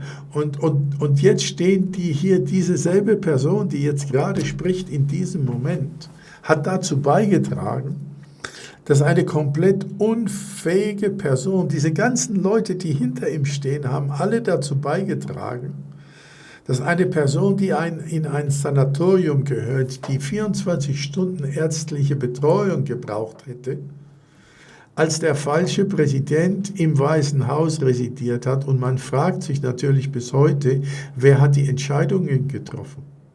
Bis jetzt ist man erst dabei herauszufinden, dass gewisse Dinge von gewissen Leuten unternommen wurden, wie zum Beispiel der Autopen. Der Autopen wurde von einer Sekretärin, ich kann ihren Namen nicht beibehalten, sie hat einen sehr außergewöhnlichen Namen, aber ich habe auch darüber mehrere Videos gemacht, habt ihr ja gesehen. Diese Sekretärin wurde letzte Woche vernommen. Und sie hat natürlich gesperrt, so gut wie möglich, sie hat so wenig wie möglich Auskunft gegeben. Weil man will natürlich nicht, dass die Öffentlichkeit das erfährt. Obwohl es schon, also Vos Populi ist, es ist praktisch bereits bekannt, also jeder müsste schon auf der Welt jetzt wissen, dass Biden nicht der amtierende Präsident war, obwohl er es offiziell war, aber inoffiziell hat er keine Entscheidungen getroffen und er hat auch nichts unterschrieben. Das hat diese Autopen-Maschine gemacht und eine Sekretärin hat diese Autopen-Maschine mit der Unterschrift des Präsidenten manipuliert. Also sie hat den Auftrag gehabt, diesen Betrug auszuführen. Okay? Müsst ihr euch alle mal vorstellen. Das ist alles schon am Licht, das weiß bereits die Welt. Und trotzdem gibt es noch Menschen, millionenfach, die das gutheißen. Jetzt sagen es natürlich viele, naja, was heißt gutheißen? Sie äußern sich ja nicht. Ja, alleine, dass sie sich nicht äußern, aber dass sie dabei waren und dass sie jetzt Bücher schreiben darüber, wie es wirklich war, bedeutet doch, dass sie etwas für gut erklärt haben. Und jetzt werden sie reich mit ihren Bestsellern. Ja, so. Also wir leben in einem Sumpf. Und Neratanden, Dankeschön, Paul Schweitzer, du bist sehr gut informiert. Ich lobe dich dafür. Super. Neratanden heißt die Sekretärin. die sich geäußert hat und die vernommen wurde. Diese Nera Tanden, die hat also weniger gesagt als das, was man wispern kann. Ja? Die hat also wirklich zu jeder Frage nur das Minimum, aus der musste man wie aus einer Zahnpastadose, wo nichts mehr drin ist, musste man noch das allerletzte Tönchen herausquetschen. Sonst wäre die nur da gewesen, hätte einfach gesagt, ich weiß nicht, aber die musste natürlich sehr vorsichtig sein, was sie sagt, weil sie ja unter Eid war. Und was sie da getan hat, ist ja eine Straftat. Also sie war ja Komplizin einer Straftat gewesen. Nur um das juristisch so darzustellen, muss das jetzt wieder von den Rechtsanwälten des Justizministeriums ausgewertet werden und in eine Verpackung kommen, in eine juristische Verpackung, sodass es alle Instanzen der Bundesgerichte auch übersteht. Das ist ja das Wichtigste. Ich meine, Beweise sind haufenweise genug da. Wenn es nur so einfach wäre, die Beweise zu nehmen und damit vor ein Gericht zu gehen und dann zu sagen, hier schaut mal, hier haben wir das, dann wäre das ja sehr einfach. Nur man kämpft ja hier gegen Richter, die das bekämpfen wollen. Richter, die der Wahrheit kein Auge schenken, weil sie politisch voreingenommen sind gegen Donald Trump. Das ist eigentlich der eigentliche Feind, gegen den Donald Trump und auch seine Regierung kämpft. Die Wahrheit haben die schon, aber sie muss so präsentiert werden, dass der Feind in dem Fall ist der Richter, die jeweiligen Bundesrichter, die Trump bekämpfen wollen, dass diese Bundesrichter besiegt werden. Würden sie die Wahrheit anerkennen, wären sie ordentliche, korrekte, nicht korrupte Richter und hätten keine politische Voreinnahmen oder wenn sie politisch nicht vorbelastet wären, dann wäre das einfach. Aber man hat ja den Feind vor sich, der ja nicht will, dass die Wahrheit siegt, sondern sie wollen die politische Einstellung, die siegt. Das ist der Kampf dabei. Das unterschätzen die meisten Bürger, die meisten Menschen. Denn in einem Staat, wo die Wahrheit gilt, ist es überhaupt kein Problem, Verbrecher anzuklagen, mit den Beweisen zu konfrontieren. Und jeder ordentliche, wahrheitsliebende Richter entscheidet sich natürlich dafür. Das sind die normalen Umstände.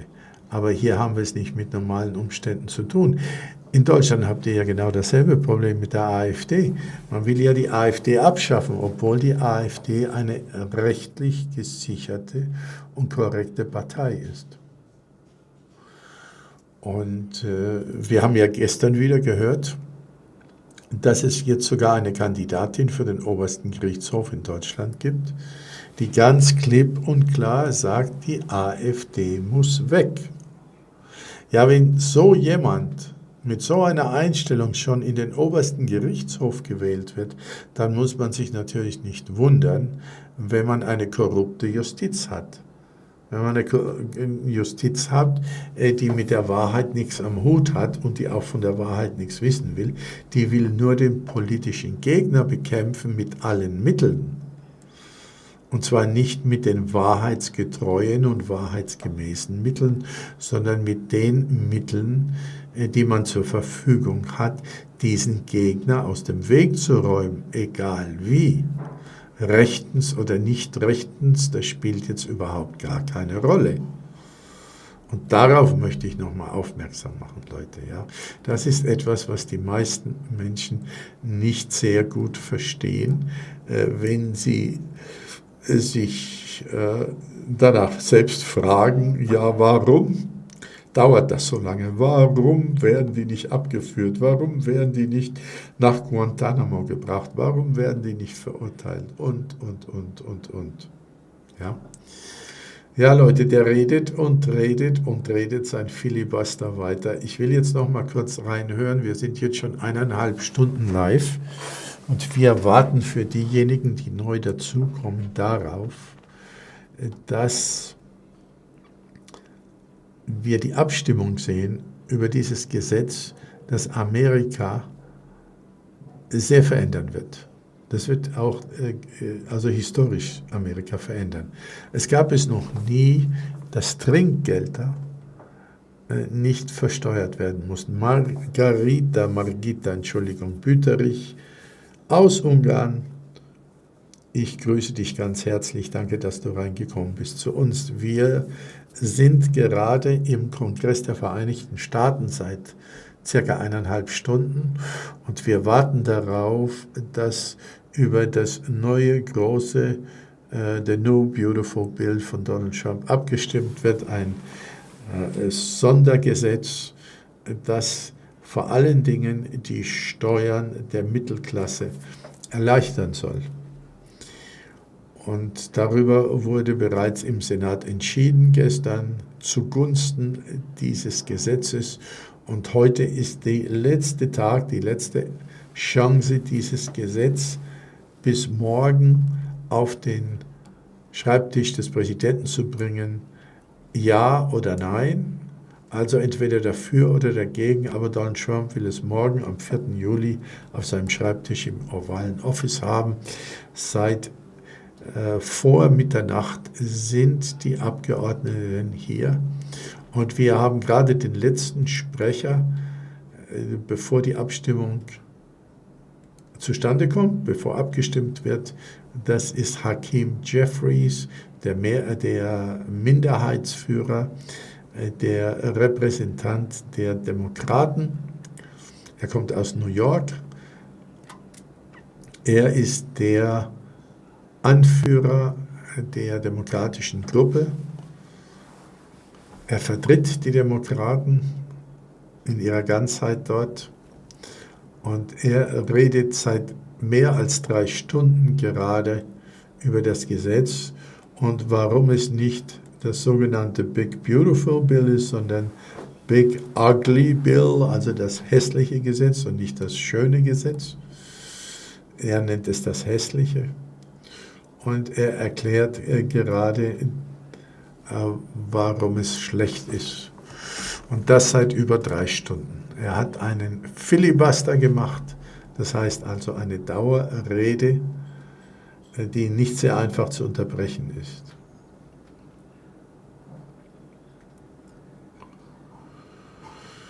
Und wir warten immer noch darauf, dass abgestimmt wird.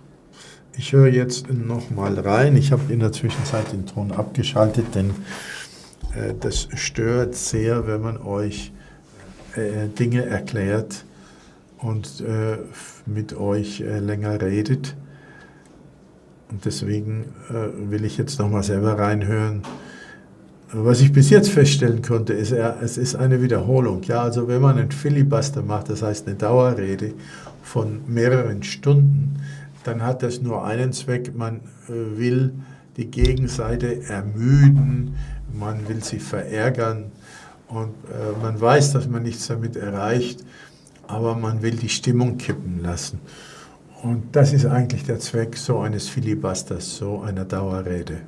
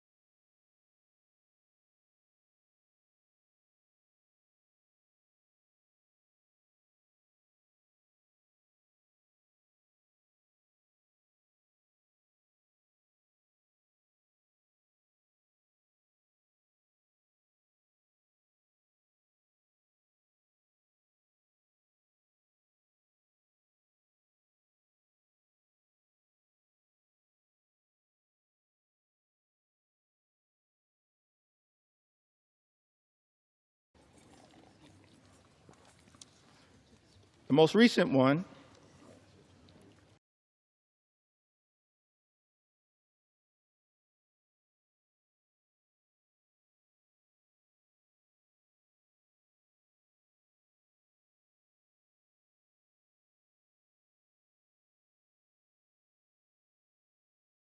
John Thune,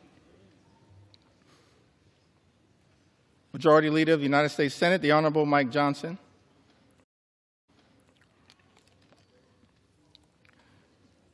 Mr. Speaker, Speaker of the U.S. House of Representatives.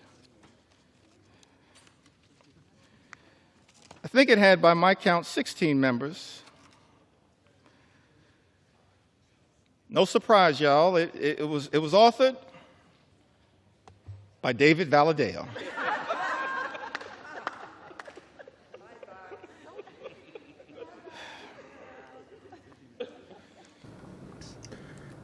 Ja, meine Lieben, ich bin wieder hier. Ich habe eine kurze Pause gemacht und ich sehe gerade, dass es weitergeht und er will nicht aufhören zu reden und damit verzögert er natürlich die Abstimmung.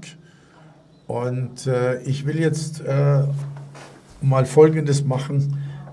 Ich habe euch einen Link geschickt hier und da könnt ihr jetzt reinkommen ins Studio. Wenn euch das interessiert, dann können wir auch ein bisschen miteinander reden, wenn ihr das wollt.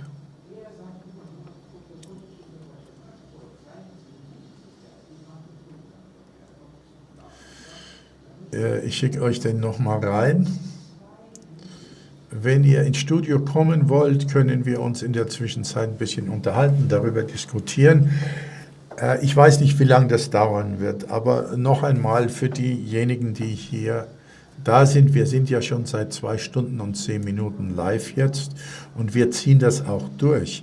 Wir wollen die Abstimmung sehen, wir wollen sie mitbekommen und wir haben dann heute Nachmittag auch nochmal, also das ist 21 Uhr eure Zeit lokal, haben wir dann noch einmal eine Live-Sendung mit einer MAGA-Rally. Das wird sicher sehr lustig werden, sehr interessant werden.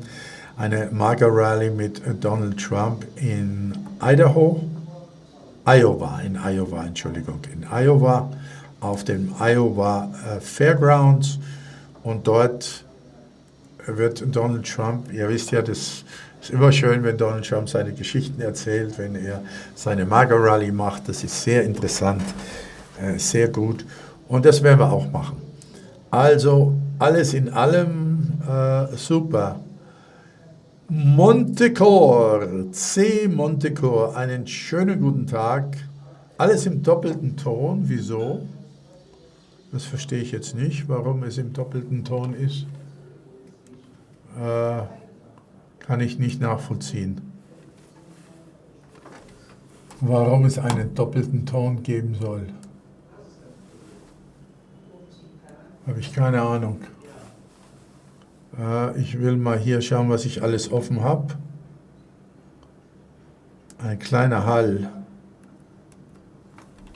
Ich habe aber nichts doppelt offen. Überhaupt nichts. So, das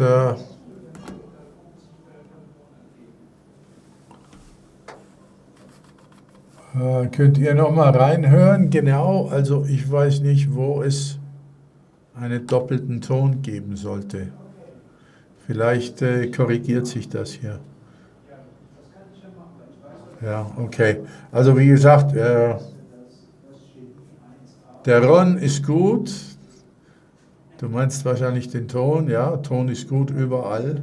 Also man kann sich auch mal verhören oder irgendetwas. Wer weiß, was das ist. Keine Ahnung, die Technik spielt uns ja dauernd Streiche. Also wenn ihr reinkommen wollt, seid ihr herzlich willkommen. Ich schicke euch jetzt diesen Link und dann können wir ein bisschen reden miteinander im Studio, wenn ihr das möchtet. Okay, hier kommt es nochmal. Wenn ihr draufklickt, seid ihr im Studio. Was ihr braucht, ist ein funktionierendes Mikrofon und ihr braucht eine Kamera, die funktioniert, damit wir euch sehen und hören könnt. Und dann könnt ihr hier reinkommen und dann können wir ein bisschen miteinander reden und die Zeit überbrücken. Denn noch einmal für die Leute, die hier neu reingekommen sind, seit 2 Stunden sind wir live und seit etwa 4 Stunden spricht Hakeem Jeffries. Das ist der Repräsentant der Demokraten. Er ist der Parteivorsitzende im Kongress der Demokratischen Partei. Und er macht einen Filibuster. Filibuster heißt eine stundenlange ununterbrochene Rede, die auf Zeitverzögerung spielt und die im Prinzip gegen alles ist, wofür abgestimmt werden soll. Diese Filibusters waren früher sehr üblich gewesen, heute gibt es die weniger, aber sie gibt es noch und das ist immer so eine Taktik, die Stimmung etwas zu verderben, weil man weiß, man kann jetzt nichts mehr gewinnen, man weiß, man hat alles gegen sich und die Abstimmung wird nicht so laufen, wie man es selber gerne hätte. Und deswegen werden dann diese Filibusters gemacht. Das sind diese unendlichen Reden. So, hat jemand den Mut und die Lust, hier ins Studio zu kommen und sich mit mir zu unterhalten? Ihr seid herzlich willkommen, wenn ihr das wollt. Ansonsten warte ich darauf, dass diese Rede hoffentlich jetzt bald zu Ende geht, damit es zur Abstimmung kommt. Wir wollen die Abstimmung sehen. Wir wollen heute erleben, dass abgestimmt wird und dass dieses Gesetz, dieser Big Beautiful Bill auf den Schreibtisch von Donald Trump kommt im Weißen Haus. Das wird geschehen, so oder so, egal wie lange es dauert. Jedenfalls können die das nicht mehr verhindern und darauf warten wir jetzt. Ich kann erst euch eine Erklärung geben, dieses sogenannte Big Beautiful Bill, habe ich Folgendes für euch gemacht. Ich habe bereits eine Übersetzung gemacht davon. Und zwar habe ich die Erklärung des Weißen Hauses hier übersetzt. Mythos sieht sich der Tatsache gegenüber der eine große, schöne Gesetzesentwurf. Oder Mythos gegen Tatsache, das ist ein großes, schönes Gesetz, der große, schöne Gesetzesentwurf. Das wäre die deutsche Interpretation für das, um was es hier geht. Ich sehe gerade, jemand ist reingekommen. Montecor ist hier, dann komm mal rein und zeig dich mal. Mal sehen, ob wir dich hören können. So, sag was. Wo ist deine Kamera? Ich sehe dich nicht.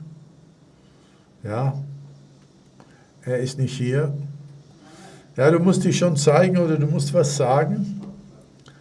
Sonst können wir mit dir nicht in Verbindung treten, Montecor. Du bist ja Mitglied bei uns. Also zeig dich mal oder sag etwas. Versuch deine Kamera und auch dein Audio zum Funktionieren zu bringen. So wie es jetzt ist, können wir nichts machen. So geht es nicht. Also, versuch mal.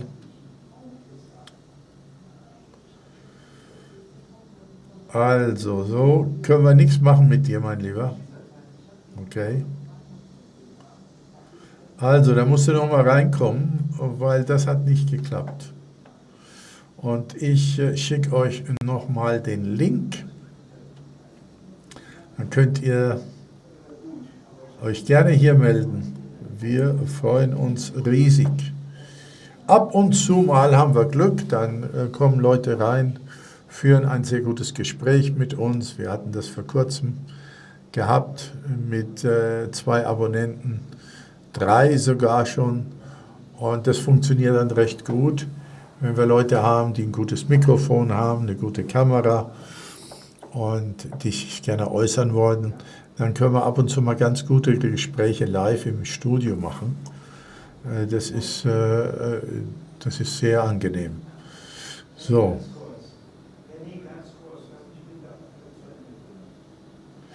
Das Mikro ist gemutet. Ja, ich habe es aber angemacht.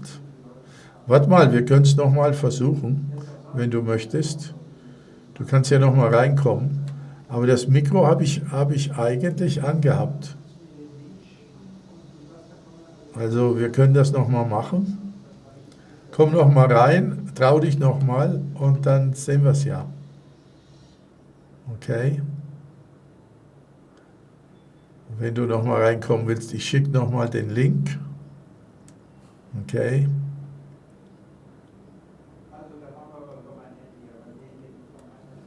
Also du wolltest nur mit dem Mikro reinkommen. Gut, können wir machen. Also ihr könnt euch nochmal melden hier. Okay?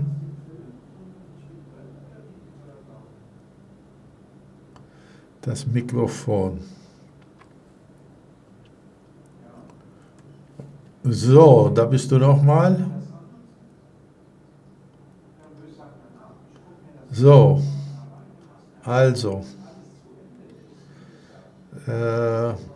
ich habe das Mikrofon jetzt an hier.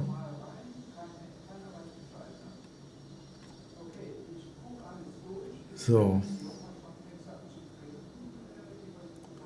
Kannst du mal was sagen?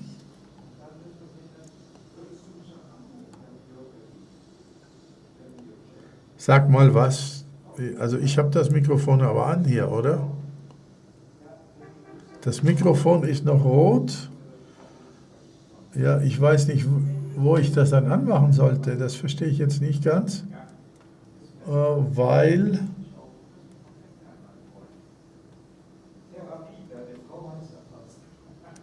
So, Kamera. Das Audio. Das Audio ist nicht an. Ich weiß nur nicht, wo ich das Audio ankriege.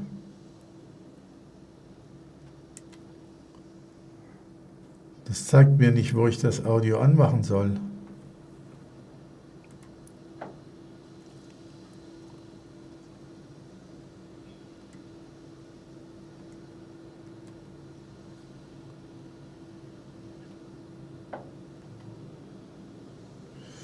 So. Hallo, also ich kriege das jetzt nicht hin. Keine Ahnung.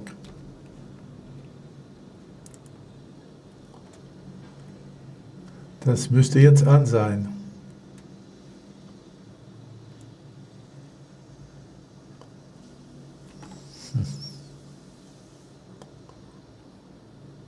Hallo.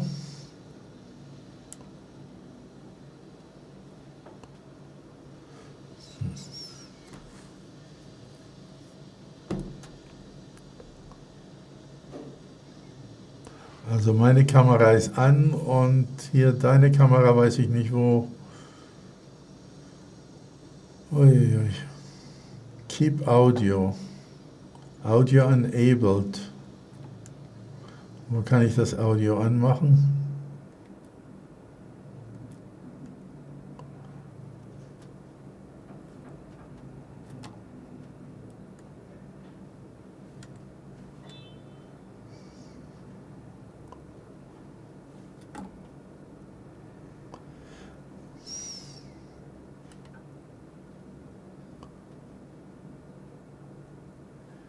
Nee, bei mir ist dieser rote Knopf nicht da, das sehe ich einfach nicht.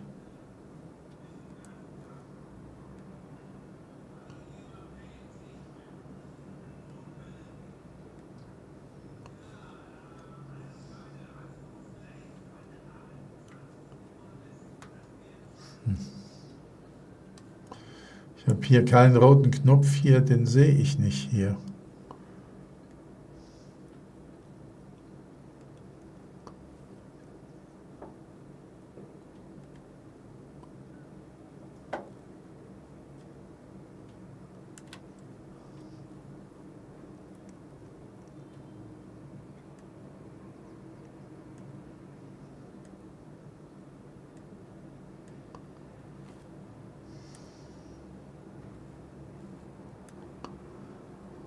So.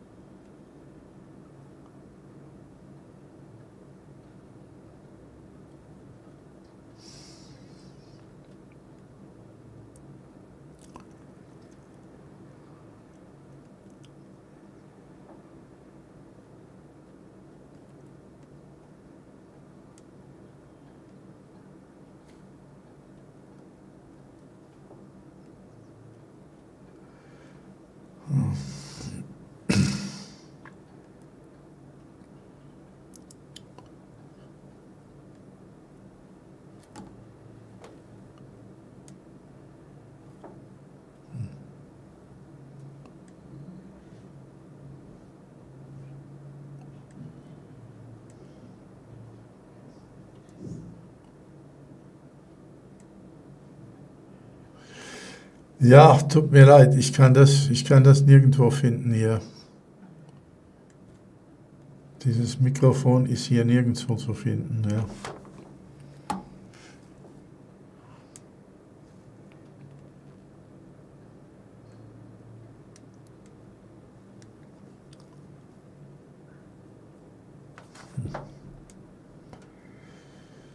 Ja, die Technik. Die Technik.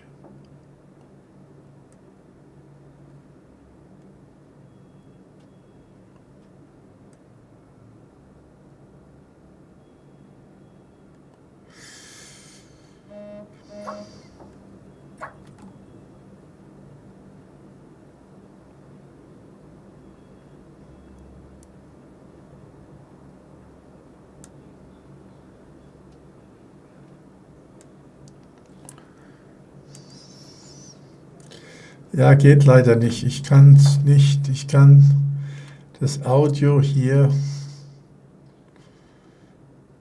nirgendwo finden.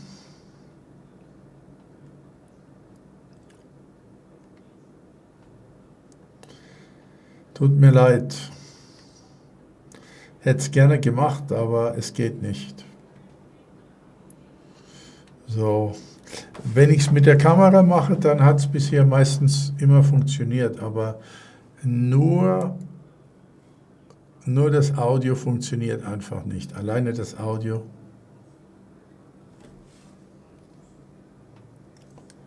Weil ich hatte das letzte Mal mit Leuten geredet und da hat es wunderbar funktioniert. Anscheinend geht es nur mit Kamera. Und nicht nur das Audio. Und das ist vielleicht eine Einstellung, die ich nicht kenne. Ich bin ja kein großer Techniker, Leute, da mache ich ja auch gar kein Geheimnis draus.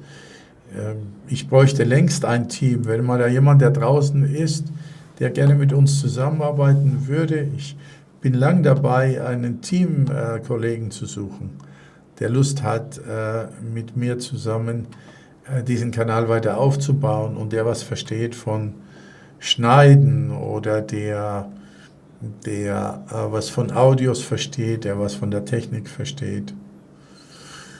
Aber danke für den Versuch, C. Montecor. Dankeschön. So. Leider. Mit der Kamera geht's, aber nur mit dem Audio geht's nicht. Ich höre mal rein, was der noch zu sagen hat. Der redet ja immer wieder um heißen Brei und immer wieder dasselbe. That is represented in this one big ugly bill.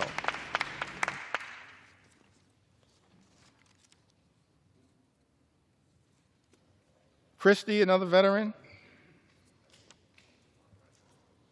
wrote to us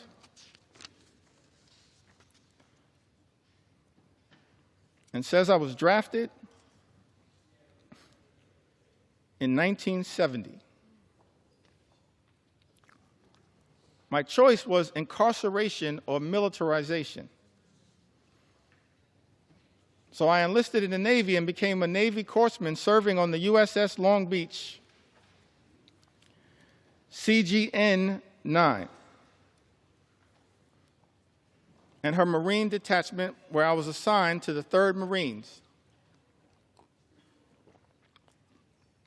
1st Medical Battalion. I was blessed. I lived through 2 tours, giving medical care to my shipmates. Every other day, I was assigned to flight ops to transfer or pick up the wounded and dead Marines from shore to ships waiting offshore about 8 miles. I hated the smells of war. This veteran writes, death and misery were my constant companions. The war left me unsettled, mentally and morally corrupt. For 50 years, I have suffered with my PTSD, which went undiagnosed for years. After 12 years of VA therapy and working hard for my soul to be repaired, I find myself living alone and isolating from others. And I am one of the lucky ones, thanks to the care I have received from the VA. Veterans pouring out their heart and their soul, sharing their anxiety with all of us, urging this Congress to do something, to stand up on behalf of the veterans who are going to be hurt by this one big, ugly bill. Devastated by this one big, ugly bill.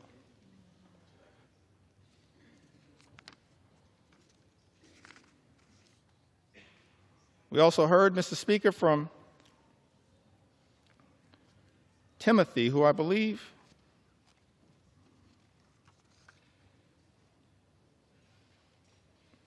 may have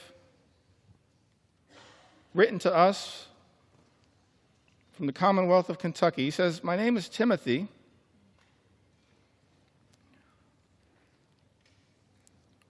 And for the past 5 years, I have worked at the Department of Housing and Urban Development in field policy and management, a Department of Housing and Urban Development that was once led so ably by our former colleague, Congresswoman Marcia Fudge, and now has been taken in a very different direction." Timothy writes, "In this role, I've educated the community about HUD's programs such as FHA loans and housing counseling that allow people to purchase homes, affordable rental housing that help people pay their rent, and homeless services that help people find shelter and leave the streets. I have worked with internal data that focused on improving our programs.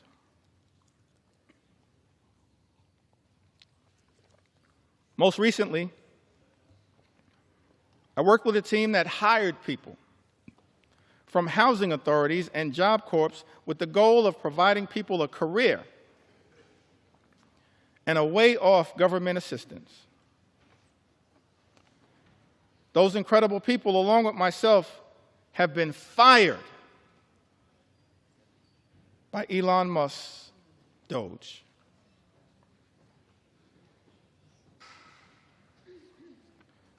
My entire professional career,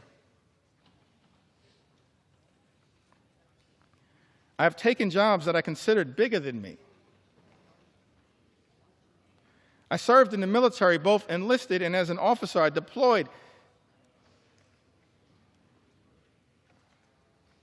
And I'm now a disabled vet with a rating of 90%. After the military, I focused on giving back and challenging myself in a way while continuing a job that was bigger than myself, so I joined the Peace Corps. Served in Ukraine for years, working as a youth development volunteer. Now as a HUD employee, I'm being fired by an unelected official and being called lazy by my president. I want to know why Elon Musk has this power and authority and why our elected officials are not doing more to stop it. I have served this country and the government my entire life because I love my country. Why is this happening? Tim writes to us. That is such an important question, Mr. Speaker. Why is this happening in the United States of America? Why are we living in a country where this administration has launched an all-out assault on veterans in the United States of America? Firing veterans like Tim in the United States of America, jeopardizing services from the VA, earned benefits that these veterans are entitled to because of their extraordinary service. Men and women in uniform who serve this country, Mr. Speaker, benefits that they've earned, and now find themselves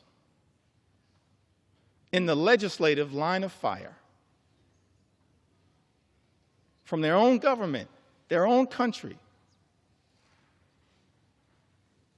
and stand to be hurt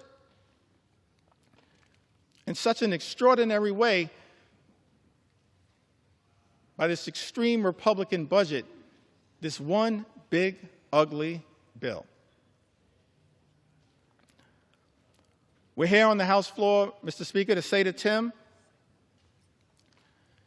and every single veteran who put on the uniform, every single man and woman who served this country,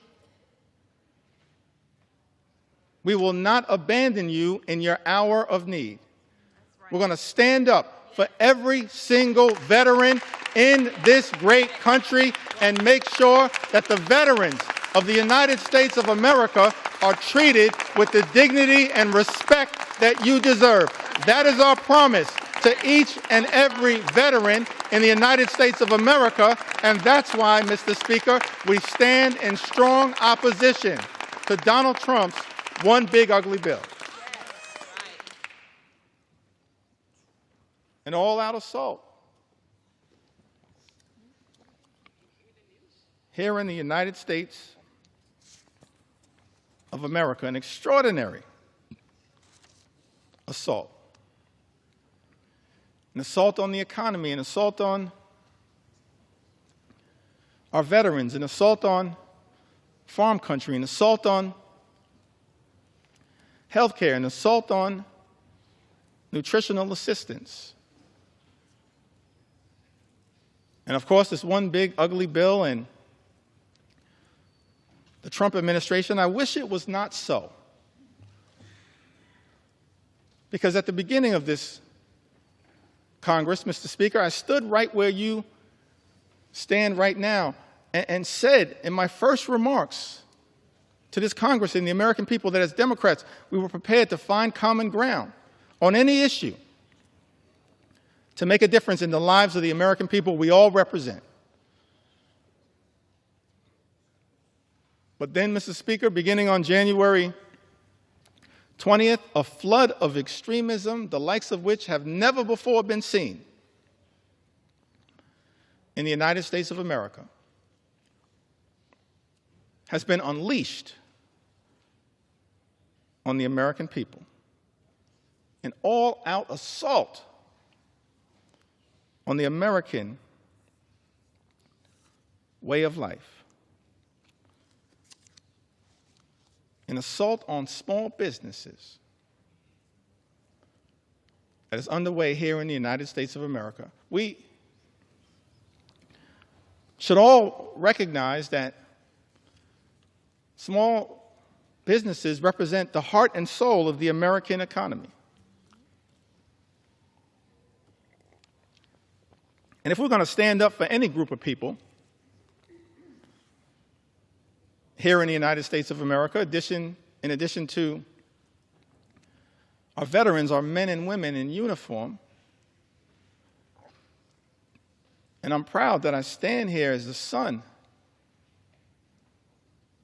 of someone who once wore the uniform. My father, he's in heaven right now. Marlon Jeffries grew up in Newark. His nickname was Pudding. One of my regrets is that I never got to ask him, how did he get the nickname Pudding? But he left Newark as a high school graduate and put the uniform on, enlisted in the Air Force, and served in Germany during the Cold War. We have to stand up for our veterans, stand up for small businesses. And we've heard a lot throughout this process about concerns from small business entrepreneurs here in the United States of America. Heard from Mercedes, lives in the great state of Colorado. Mercedes writes, "My husband and I are the owners of a small business. Without the ACA, my family would not be able to afford health insurance.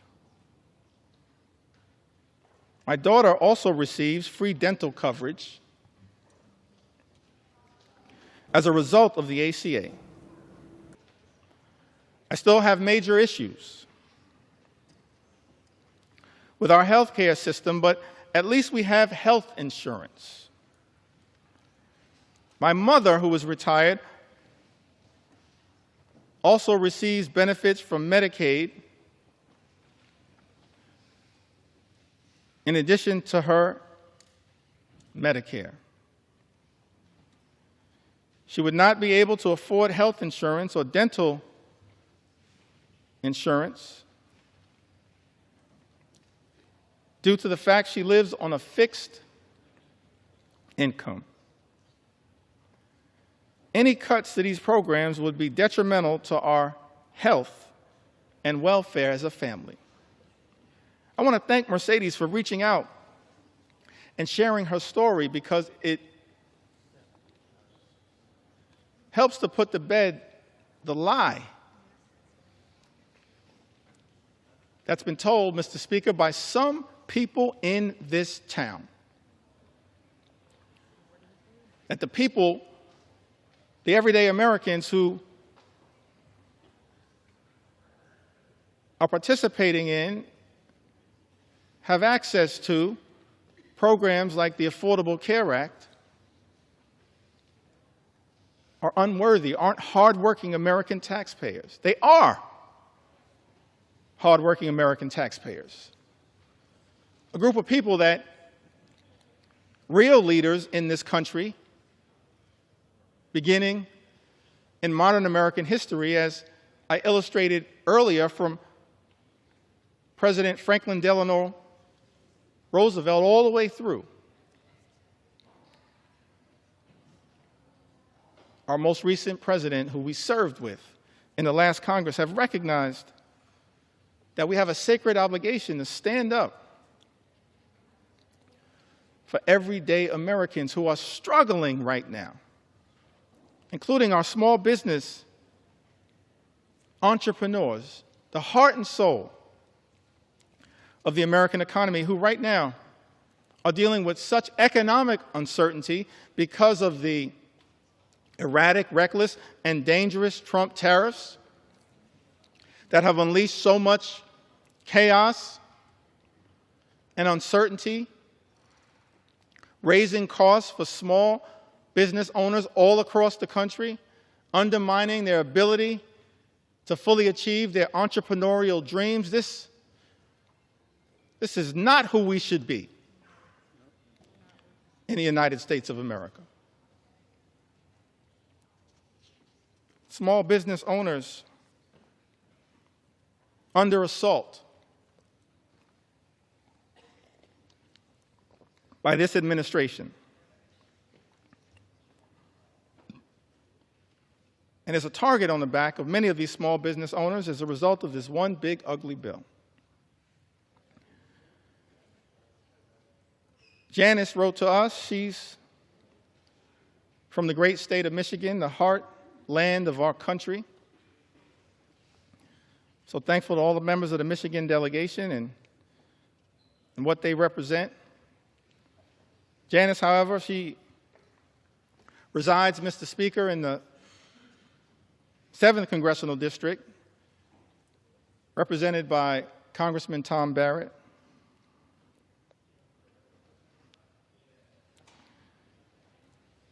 Says that small business owner, mother, ACA recipient in Michigan,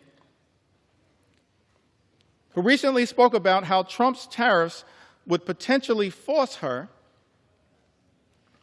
to close her business, which has given her family a livelihood for a decade and helped put 2 children through college. I just don't understand why Trump thinks putting tariffs will help American businesses. It's not. She writes, it's going to decimate us. People like us will be hit the hardest. But then Janice shows the great resolve. So, Freunde, ich will mich nochmal zurückmelden. Ich weiß nicht, wie lange das noch dauern wird. Ich habe wirklich nicht die geringste Ahnung, aber in der Zwischenzeit hat sich hier RSBN gemeldet und RSBN ist jetzt auch gerade live gegangen. Die übertragen gerade einen Event, wo First Lady Melania sich vorbereitet, in ein Kinderkrankenhaus zu gehen in Washington. Sie besucht das gerade oder sie ist auf dem Besuch. Wir können beides miteinander kuppeln, das ist keine große Sache. Wir lassen jetzt mal den Hakim Jeffries weiterreden. Ich weiß nicht, ob der noch 1 oder 2 Stunden redet oder 1 oder 2 Minuten. Das ist mir nicht klar, aber es ist ja egal. Wir sind jedenfalls live und wir gehen mal rüber auf RSBN und schauen mal uns an, was hier Matthew Alvarez zu sagen hat, der Chefreporter von RSBN. Der bereitet sich gerade darauf vor, dass die First Lady Melania ein Kinderkrankenhaus besucht in Washington. Aus welchem Anlass und was dahinter steckt, das weiß ich nicht. habe ich keine Ahnung. Aber wir schalten uns ein und wir behalten natürlich Hakim Jeffrey trotzdem im Auge, denn wenn die Abstimmung kommt heute, dann wollen wir natürlich dabei sein. Also holen wir uns jetzt mal den Chefreporter von RSBN rein. Das ist Matthew Alvarez. Ich höre mal ein bisschen rein, bevor ich rübergehe, dann sage ich euch den richtigen Moment, wenn wir rüberwechseln, okay? Und das andere lassen wir laufen, denn wenn die Abstimmung kommt, wollen wir ja dabei sein, das haben wir euch ja versprochen, okay? Also, auf die Plätze, fertig, los, es geht gleich los. Ich muss noch mal kurz reinhören, was Matthew Alvarez sagt.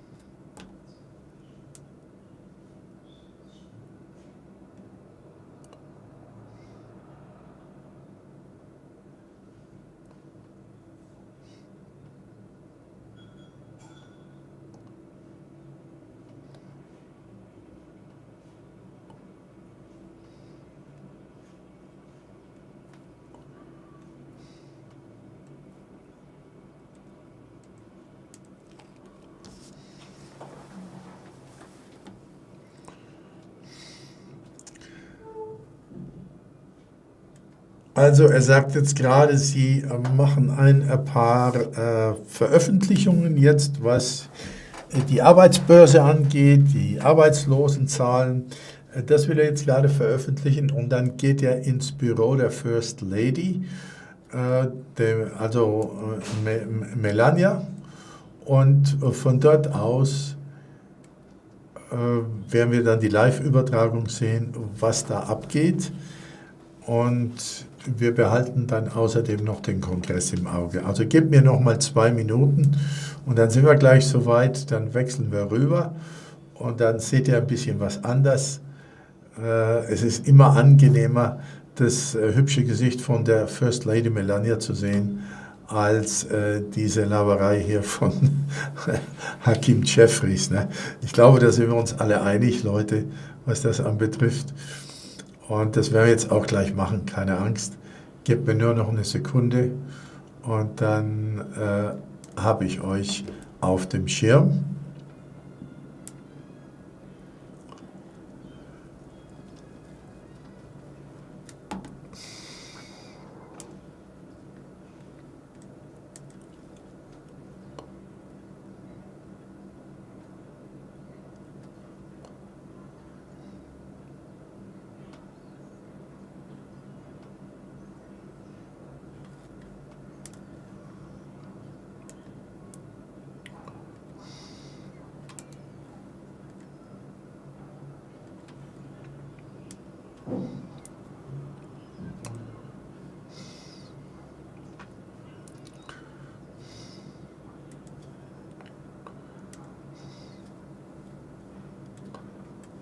And a military family picnic.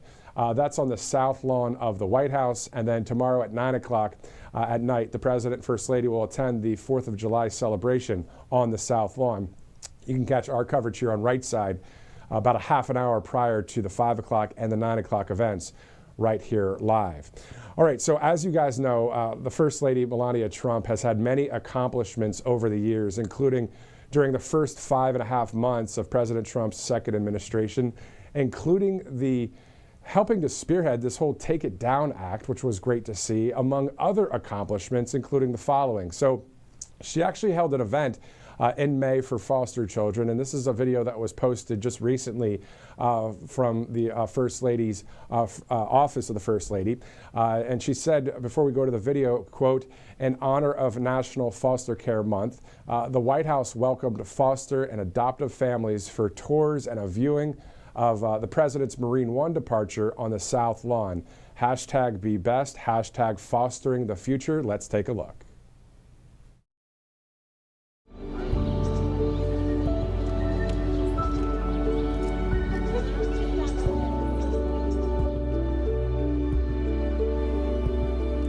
Es geht hier um Pflegefamilien. Das ist ein Video für Waisenkinder.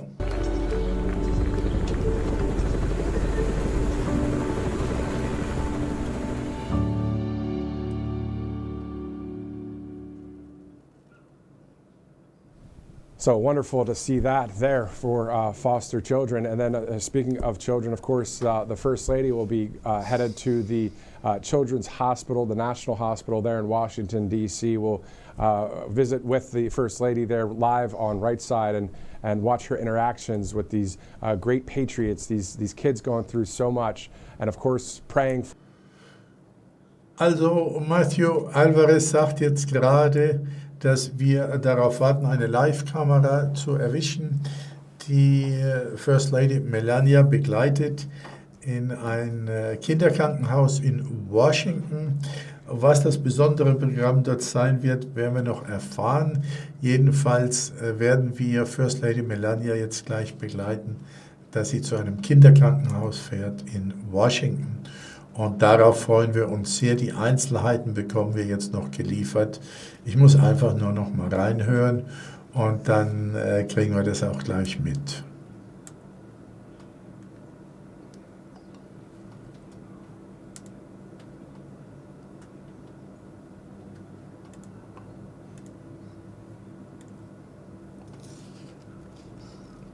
Das ist jetzt die Ansage dazu. Also ich nehme an, die machen jetzt eine Kameraumschaltung hier, so wie ich das hier beurteilen kann. Soweit ich das sehen kann. Also auch okay. Dann schauen wir mal, wie lange das noch dauert. Ich bleibe dran. Wir werden auch weiter im Kongress bleiben, obwohl wir jetzt umgeschaltet haben, um die First Lady Melania im Kinderkrankenhaus zu begleiten. Aber wir sind natürlich auch hier jetzt komplett auf der Lauer, wann abgestimmt wird. Okay? Also wir können ja hier mehrere Schaltungen auf einmal machen. Das ist kein großes Problem, Leute. Wir werden heute wahrscheinlich den ganzen Tag live bleiben.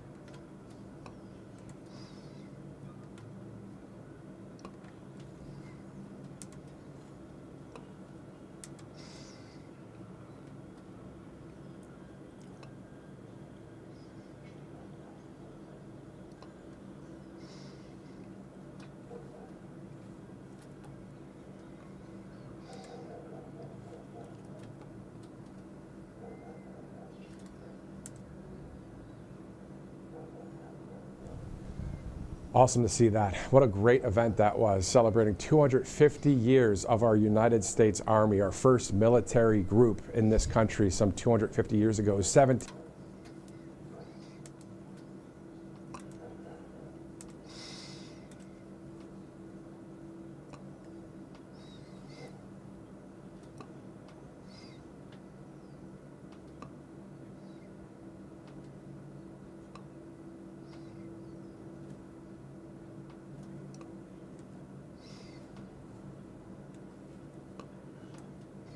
Ich habe jetzt hier etwas, was mir nicht so gefällt. Das ist, ich hoffe, comes to hour by hour and hour.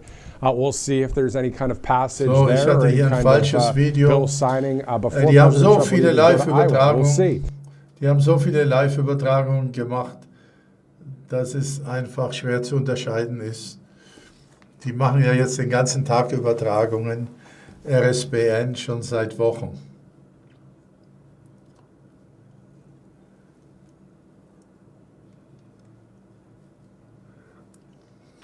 Also wir werden jetzt mit Melania Trump ins Kinderkrankenhaus in Washington D.C. gehen. Courage and just brighten spirits, and that's what First Lady Melania Trump will do. Just imagine, you know, that happening there. And we're going to watch it here live on Right Side.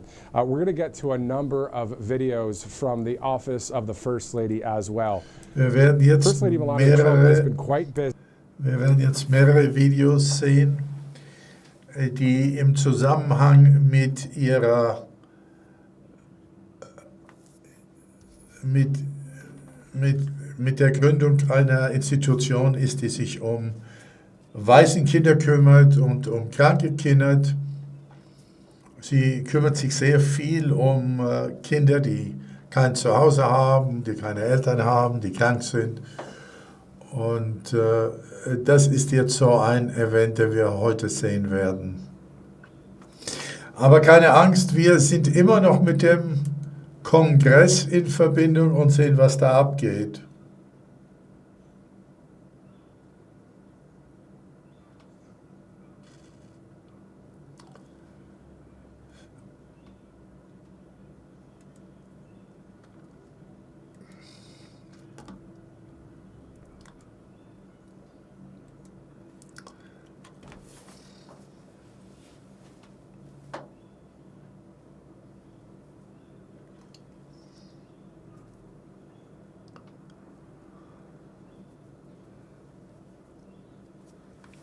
Also Matthew Alvarez sagt jetzt gerade, sie werden auch den ganzen Tag hier übertragen und sie werden jetzt auch sich erkundigen, wie es fortschreitet im Kongress.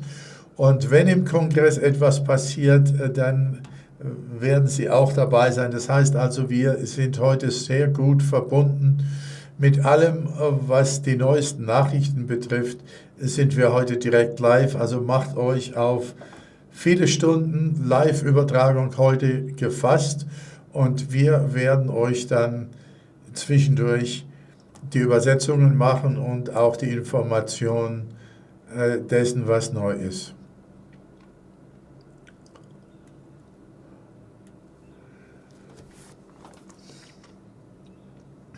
Matthew Alvarez sagt auch, dass mit aller großer Wahrscheinlichkeit heute gewählt wird. Es wird abgestimmt und darauf wartet die ganze Nation.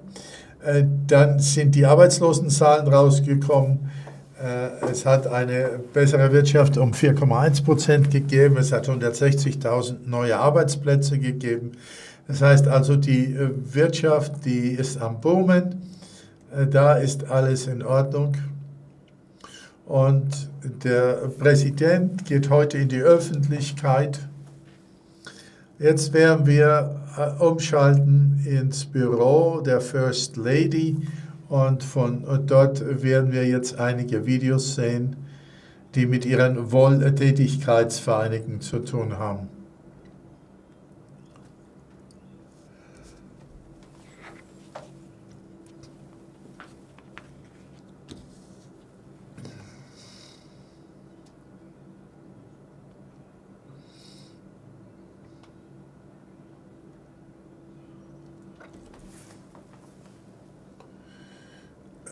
Wir hören gerade, dass Donald Trump mit Putin ein Gespräch führt seit etwa einer Viertelstunde und es wird wahrscheinlich ein Briefing im Ovalen Office geben.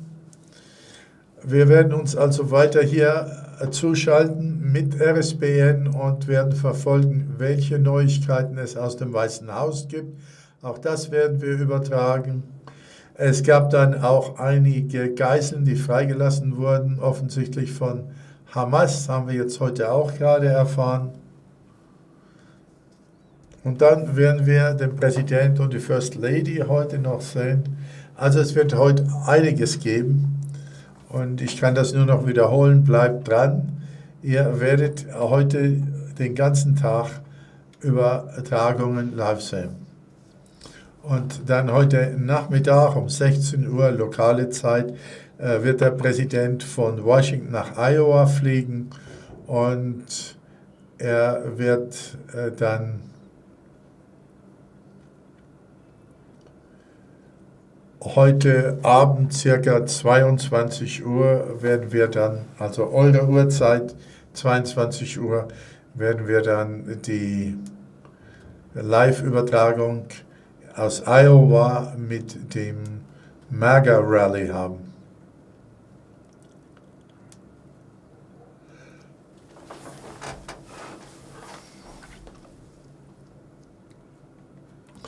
Morgen ist ein Feiertag, es ist der 4. Juli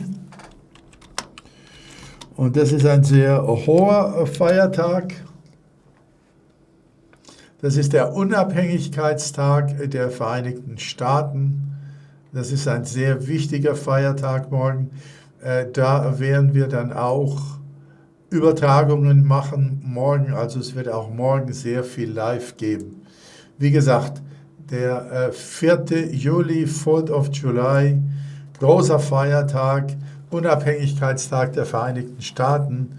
Das ist die Verabschiedung der Unabhängigkeitserklärung durch den Zweiten Kontinentalkongress 1776. Das ist der offizielle Gründungsdatum der Vereinigten Staaten.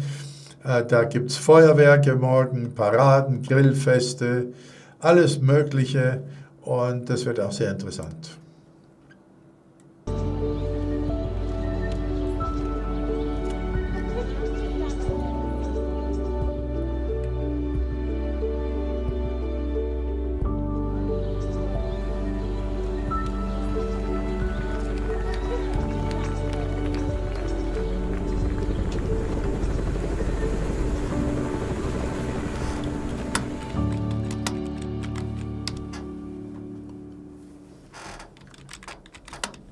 So wonderful to see that there for foster children. And then speaking of children, of course, the First Lady will be headed to the Children's Hospital, the National Hospital there in Washington, D.C. We'll visit with the First Lady there live on Right Side and watch her interactions with these great patriots, these kids going through so much. And of course, praying for them, just as we pray for our family or our friends. You know, it's heartbreaking stuff to watch these kind of things, but something that's great to see that the First Lady is going to be encouraging the children there at the National Hospital in Washington, D.C. Before we continue and share more from the First Lady's office there, the office of the First Lady, I want to let you know about something that's happening here at Right Side Broadcasting Network when it comes to some breaking news from RSBN, because All Family Pharmacy, known for standing up for medical freedom, they actually just launched their biggest sale of the year. So now through July 13th,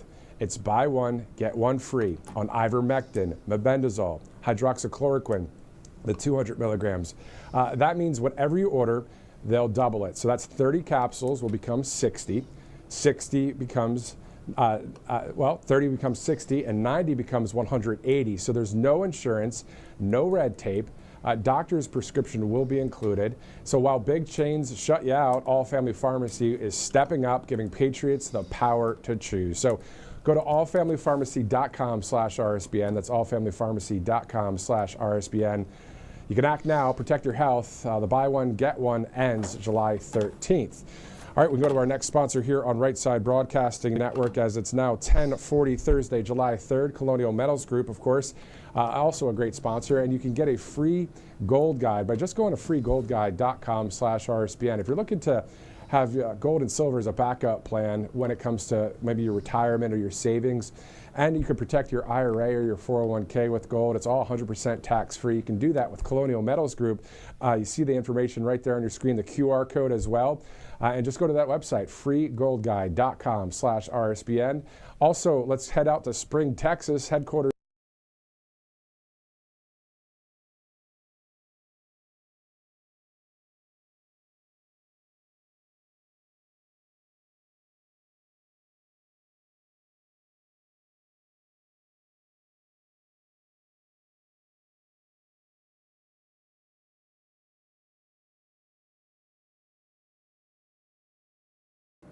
Ja, Leute, ihr seht, der Hakim-Chef Jeffries ist immer noch am Reden. Er redet immer noch hier. Santos Seht ihr das? was born in Fort Lauderdale, Florida, in September of 2022. Stellt euch das mal vor, hier 4-5 Stunden February, she ist was er taken into custody in Florida. ununterbrochen am Reden. Ja, das ist ein Filibuster, Leute. Seht ihr das? Ich werde das hier beibehalten. Also wir werden den Stream nicht aufgeben für euch, das habe ich euch ja versprochen. Wir werden auch noch mehr über dieses Gesetz reden. Aber jetzt gehen wir erstmal rüber auf RSBN, das ist interessanter, okay?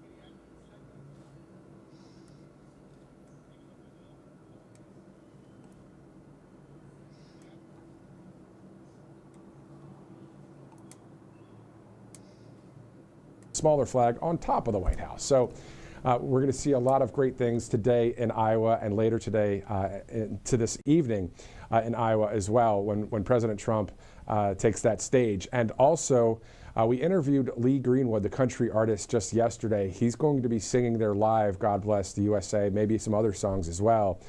So this is going to be quite the fun event to watch. And then on top of that, tomorrow, we'll be live on July 4th at 4:30 Eastern and at 8:30 Eastern for two events there at the White House involving President Trump and the First Lady as they celebrate our independence here in the United States of America. Okay, let's shift now back to the office of the First Lady as we await her trip there to visit children at the National Hospital in Washington, D.C. I saw an interesting story on the Office of the First Lady's X page as well when it comes to Secret Service and the fact that they have these great dogs, these great canines that are there to assist with whatever's needed, whether it's when people are guests that come in, you have to do security checks and that kind of thing. So this is a video that the Office of the First Lady also posted. Check it out.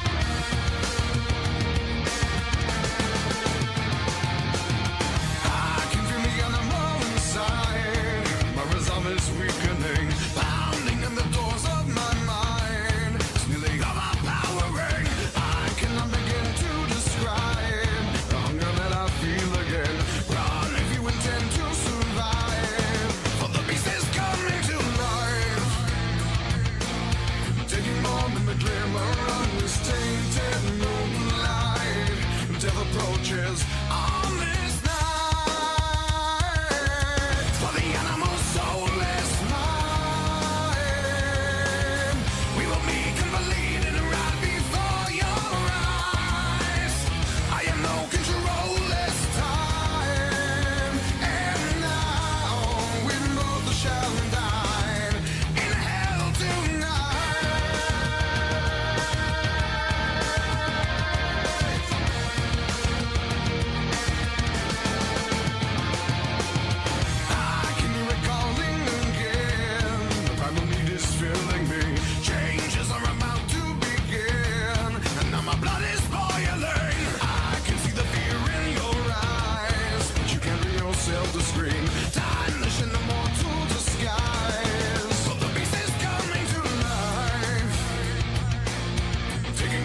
the glimmer of this tainted moonlight. Death approaches on this night. For the animal soul is mine. We will meet complete and right before your eyes. I have no control this time. And now we both shall die in hell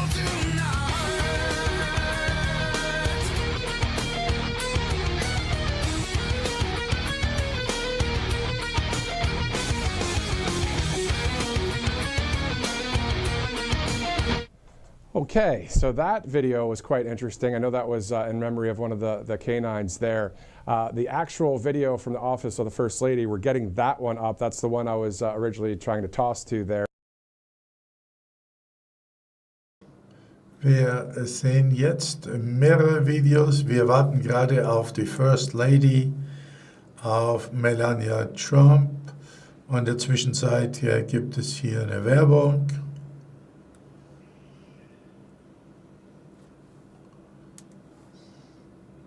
Media falls short. Since 2015, we've proudly broadcasted every single one of President Trump's iconic MAGA rallies, bringing you the excitement and energy live before anyone else. By watching RSBN, you get an unfiltered front row view of the action on the ground. We interview the crowds to give a voice to millions of Americans just like you. We show you President Trump's speeches in their entirety, free from interruptions and censorship. We cover the stories that matter to you with the integrity and passion you deserve. Thank you for choosing RSBN as your home for America First News. Together, we stand strong, united, and informed. So join us and be part of the right side of history. Hey y'all, it's Silk from the Diamond and Silk Chit Chat live show. Look, don't forget to check me out right here on RSBN Network. Be sure to watch the show on Right Side Broadcasting Network, and I want you to support Right Side Broadcasting Network. Yes, it's imperative that you do so, okay? I look to see y'all soon. Bye-bye. To celebrate our newest launch, Rev 7, I'm bringing you an amazing introductory offer, plus an exclusive overstock sale that you're not going to want to miss. Rev 7 is our premium energy drink that tastes great and gives you energy all day with no jitters and no crashes. That's because there's no sugar and no caffeine.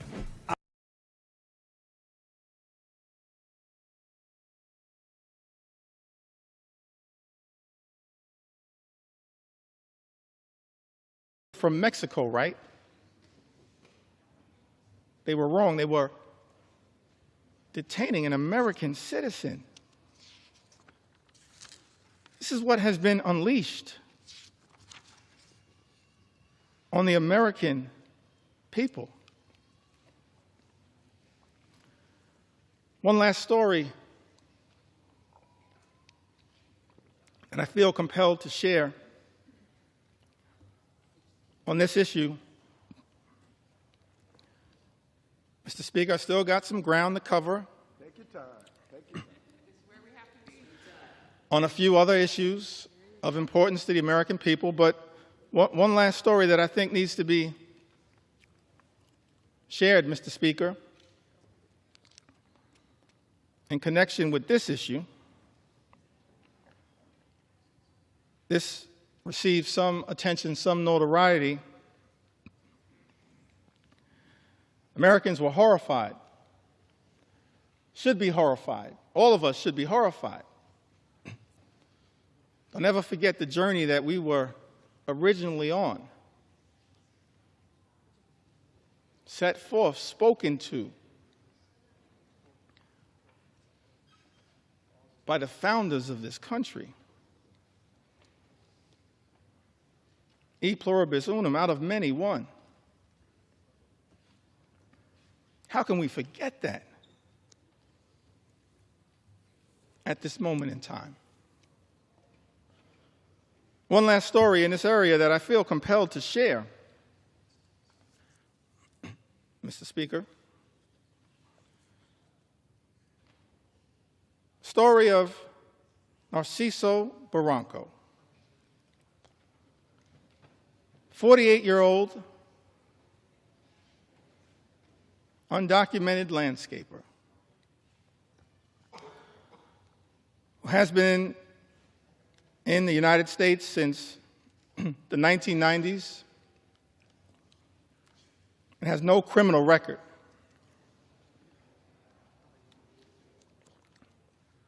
Here's the thing that got me about this story. Caused me to ask the question about this particular moment, the type of deportation machine that has been unleashed on the American people.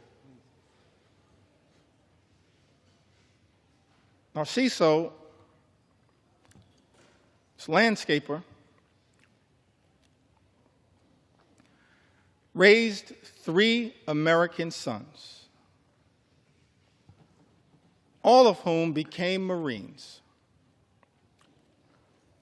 2 of whom are currently, Mr. Speaker, on active duty Marines. His sons, juggling their military assignments, have been trying to deal with the costs and the paperwork required to adjust their father's immigration status through parole in place, a program which allows undocumented members of military families to apply for a green card. But these men in uniform, juggling their military assignments, had not gotten there yet. So after 3 decades, living, working, and raising a family of patriots in the United States, Narciso was violently arrested while he was mowing the grass at an IHOP restaurant. We don't have to speculate as to whether this was true or not. In a video captured of the incident,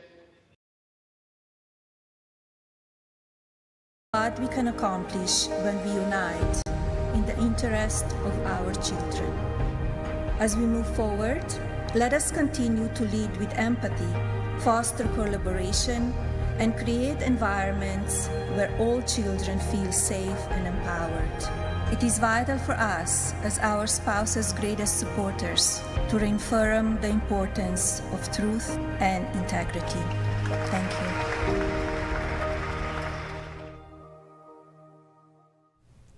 Okay, we are minutes away from a live feed there from the Children's National Hospital in Washington, D.C., where we'll see the First Lady. Ich höre, es geht gleich los. Wir sind nur noch Minuten weg, bevor wir eine Kamera haben, die ins Kinderkrankenhaus nach Washington D.C. uns einschaltet. Und dort können wir dann die First Lady sehen, wie sie dort ihre Visite macht, ihren Besuch im Kinderkrankenhaus. Also, da kommen wir jetzt gleich rein. Ich schalte mal den Hintergrundton ein. Will it pass today? It may, because President Trump's going to be on his way a bit later to Iowa, and there's still time for him to sign this into law if it was to be passed. But we'll see how the schedule goes. We'll monitor it here on Right Side. So speaking of the schedule, let's review a little bit as we take that live look there at the House. You see the White House, and as we await for that live feed from Washington, D.C. All right, so the First Lady, Melania Trump, of course, will visit the Children's Hospital, the National Hospital in Washington, D.C. That's expected any minute from now. Also, it's Rally Day in America for the kickoff of America 250 in Iowa. It's also, of course, a big day for the big, beautiful bill. We'll see what happens there. Also wir warten jetzt noch drauf, dass wir im Kinderkrankenhaus gleich verbunden sind. Matthew Alvarez sagt jetzt einige Wiederholungen auf, dass gute Arbeitslosenzahlen publiziert wurden. dass Donald Trump mit Wladimir Putin ein Gespräch führt. Er wird sich wahrscheinlich dazu äußern. Im Moment ist er noch am Telefon mit Putin.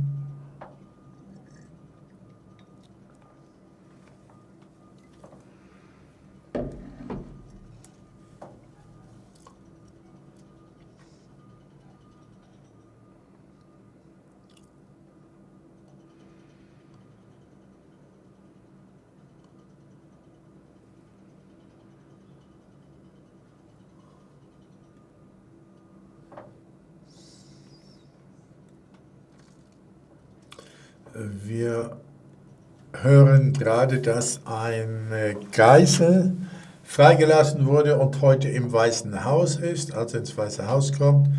Auch das werden wir auch sehen.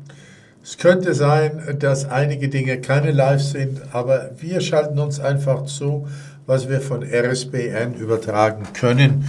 Und das ist der größte Teil heute am Tag.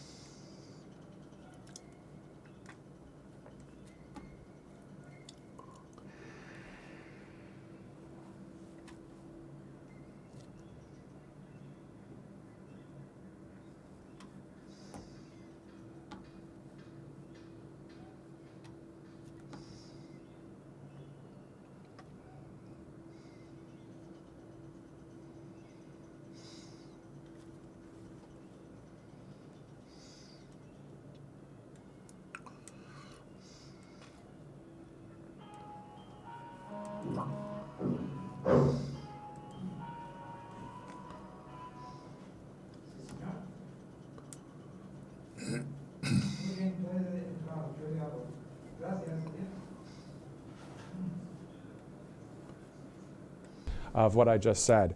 All right, before we continue on here and get ready to go to Washington, D.C. for this great visit by the First Lady of the United States, Melania Trump, as soon as we get that feed, we'll be going there live. Just want to let you know about some breaking news from RSBN, as All Family Pharmacy is actually, of course, known for standing up for medical freedom. They just launched their biggest sale of the year. So now through July 13th, so you've got 10 days. It's buy one, get one free on ivermectin, mebendazole, hydroxychloroquine, the 200 milligram amount there. That means whatever you order, they'll double it. So 30 capsules becomes 60, 90 capsules becomes 180, no insurance, no red tape, doctor's prescription is included. This is, while big chains, they kind of shut you out.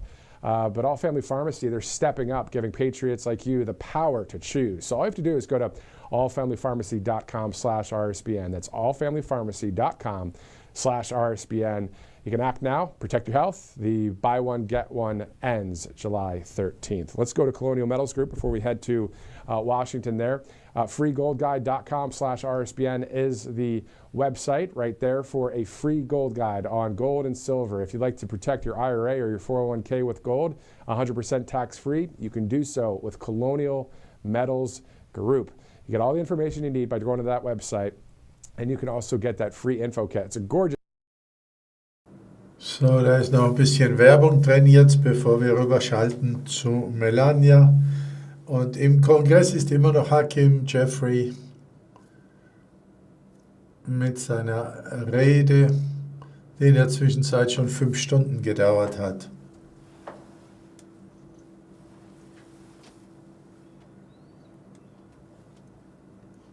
Morning.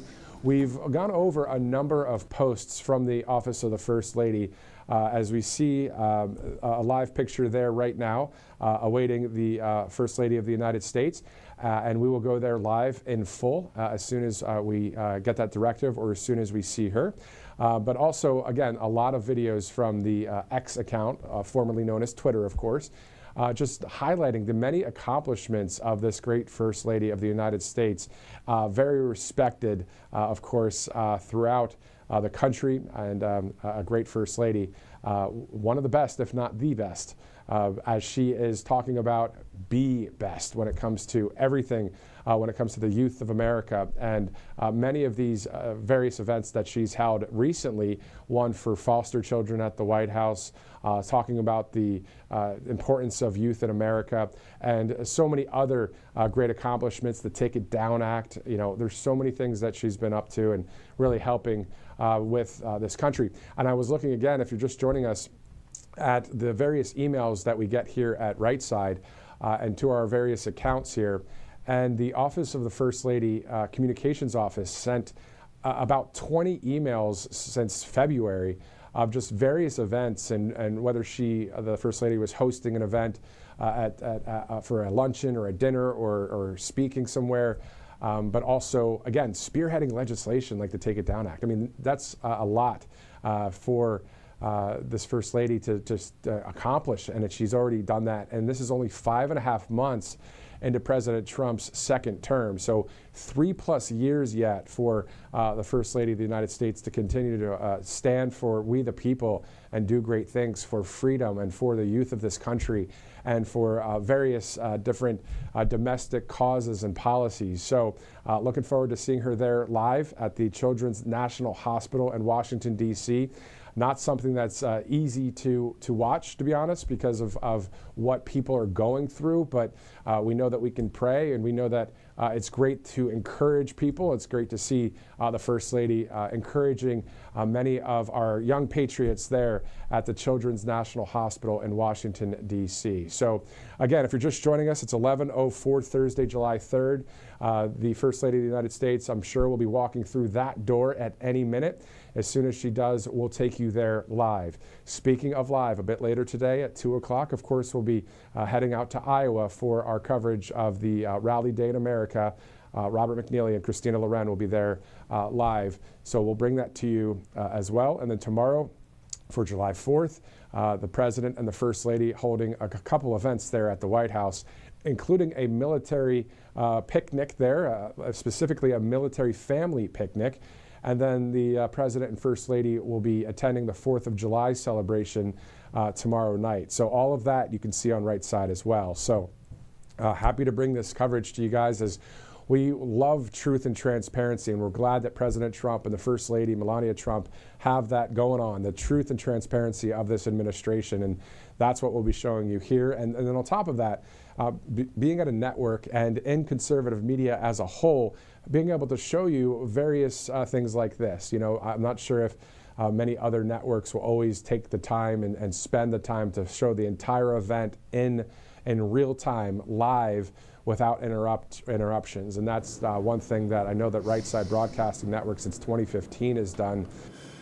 Ja, wir sind immer noch am Warten. Also Matthew Alvarez überbrückt jetzt und angeblich soll jeden Moment irgendein Bildschirm aufgehen, eine Tür, und dann sollten wir Melania sehen, First Lady, im Children's National Hospital. Das ist also das nationale Krankenhaus, Kinderkrankenhaus in Washington D.C.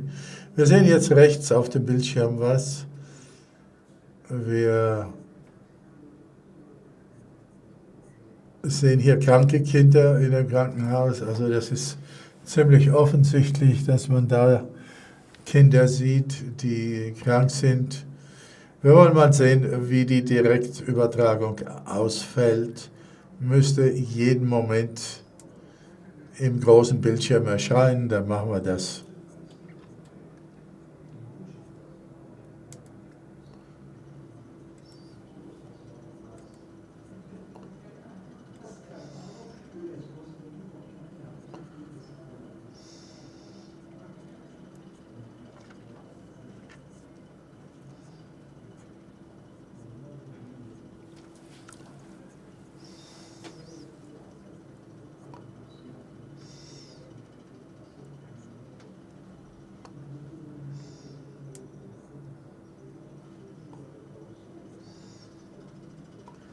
Also das ist jetzt eine positive Unterbrechung, die wir machen von diesem langatmigen Rede, die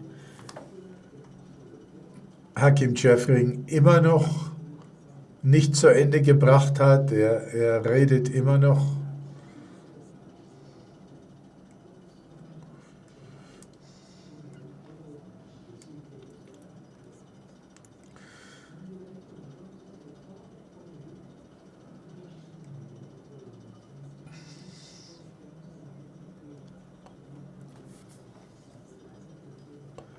Wir sehen jetzt gerade nochmal ein Video, das er uns aus dem Weißen Haus zeigt. Play that foster children video.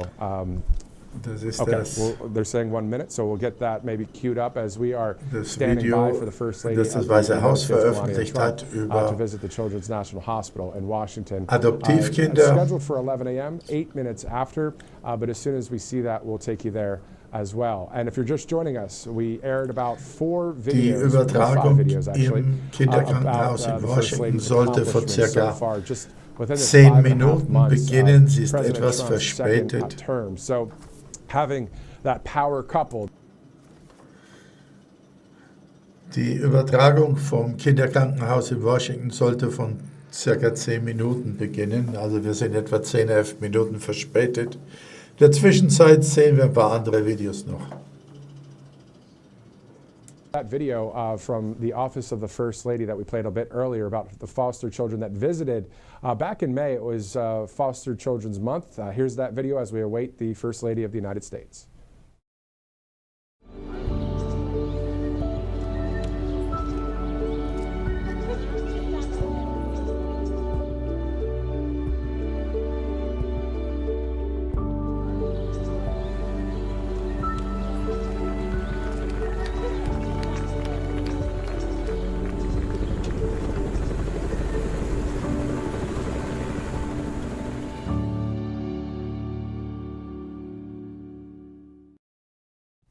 So those foster children were able to see President Trump board Marine One and take off from the south lawn of the White House. I've been to the White House once. I've not seen him take off from Marine One. How awesome of an opportunity just to be able to see something like that and experience it. It's something that, you know, these different things that happen in life, right? You always kind of remember the highlights and some of the lowlights, and you learn from those and all that good stuff. But the highlights like that, I mean, these kids are going to be able to remember that there. Just from May for Foster Children's Month. And yeah, shout out to all the foster parents out there that, you know, that take in foster kids. I mean, that's a great thing. We're looking live at, of course, the bottom right is obviously 1600 Pennsylvania Avenue. The top right is the Children's National Hospital in Washington, D.C. As soon as we see the First Lady turn that corner there, we'll go there live. And Also für alle, die sich jetzt gerade neu zugeschaltet haben hier, wir sind bei RSBN in der Kamera drin und wir warten gerade darauf, dass die First Lady Melania aus dem Weißen Haus kommt und im Kinderkrankenhaus von Washington D.C. eintrifft. Es scheint sich etwas zu tun, ja. Jawohl. Allerdings haben wir keinen Ton hinten. Oh, ich will mal sehen, ob ich den Ton reinkriege. Can we walk around the Children's National? So beautiful. You all look so beautiful. How are you doing today? Good? Can I join you? Yes? Okay, you will tell me what you're doing, okay? I brought some gifts for you. Some teddy bears. Do you love it? You want one? Here. Who wants one too? You want one? Here. And we have more gifts, okay? We are bringing more gifts. We have more gifts for you, for everybody. Everybody gets a teddy bear. And more stuff too. Yes? Thank you so Yeah. much. And Racey's over here, and your Gracie. chair is next to her. Fantastic. Okay. I will scoop here, right? How are you? What's your name? Yeah. Did I hear you like gymnastics? Yeah, and you're good at it? Wow, you have some gold? Wow, she has a gold medal. That's incredible. What's your name? Mary. Mary, nice to meet you, Mary. Beautiful. What are you doing? Want to show me? I was making a big slime. Oh, the slides. What's your name? Robbie, Rosie. How are you doing? Good? Good. Yeah? You like soccer? What do you like? Baseball? Baseball. Big fan of baseball. You want to show me what you're doing? I will sit down and we could chat, okay? We will chat. Oops. I have a teddy bear for you. Nice to meet you. How are you? You look so beautiful. Yeah, isn't he? Yeah. We will have him when we take him home. Yeah. How are you? What's your name? Brandon. What are you doing? You want to show me? Yeah. Are you brothers and sisters? Yeah. That's very nice. You take care of each other. That's for me?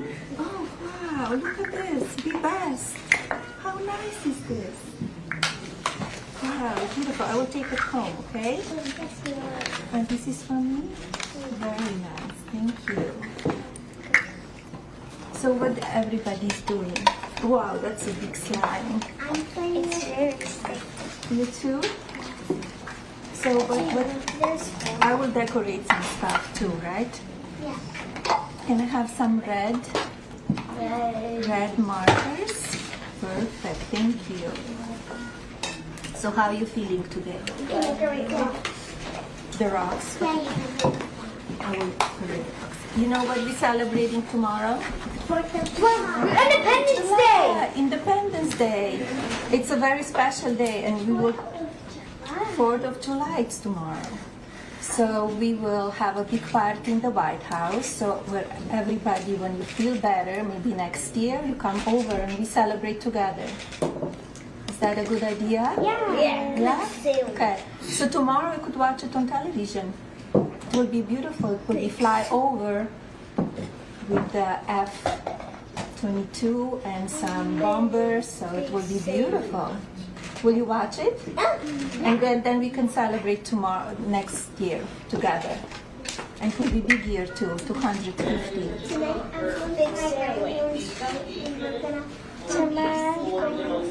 Fireworks, I know, it will be beautiful. We will have fireworks tomorrow too, so later in the evening. Here. And hearts, that's beautiful. It's so nice. How are you feeling? Good? Yeah, you look great. You look so healthy and beautiful. So maybe I could do some hearts too. Yeah? Some hearts. And happy July 4th. So what do you like to do? Do you like sport? Do you like dancing? Do you like music? What do you like? I play football. You play football? I play soccer. That's soccer. I play golf. Golf? Are you good? Games. Yeah? Very good. I like doing gymnastics, dance, and singing. Singing. Which songs you like? What do you like? What music you like? Like pop music. Mm-hmm. And there's this new movie called K-pop Demon Hunters that I really like. That's very And also nice. I like it also. That's beautiful. What else you like to do? Painting. Painting? Yeah, I like to do art. Arts. What about music? You like music? Oh, What kind of music you listening? I like Taylor Swift, Billie Eilish, and Shakira. Yeah, very good. She's And Katy Perry. Right, they're very talented, right? I also really like Sabrina Carpenter. She's great too. Everybody's very talented like you are. Look at you, what you're doing. All of these pictures here and paintings, beautiful art. Yeah?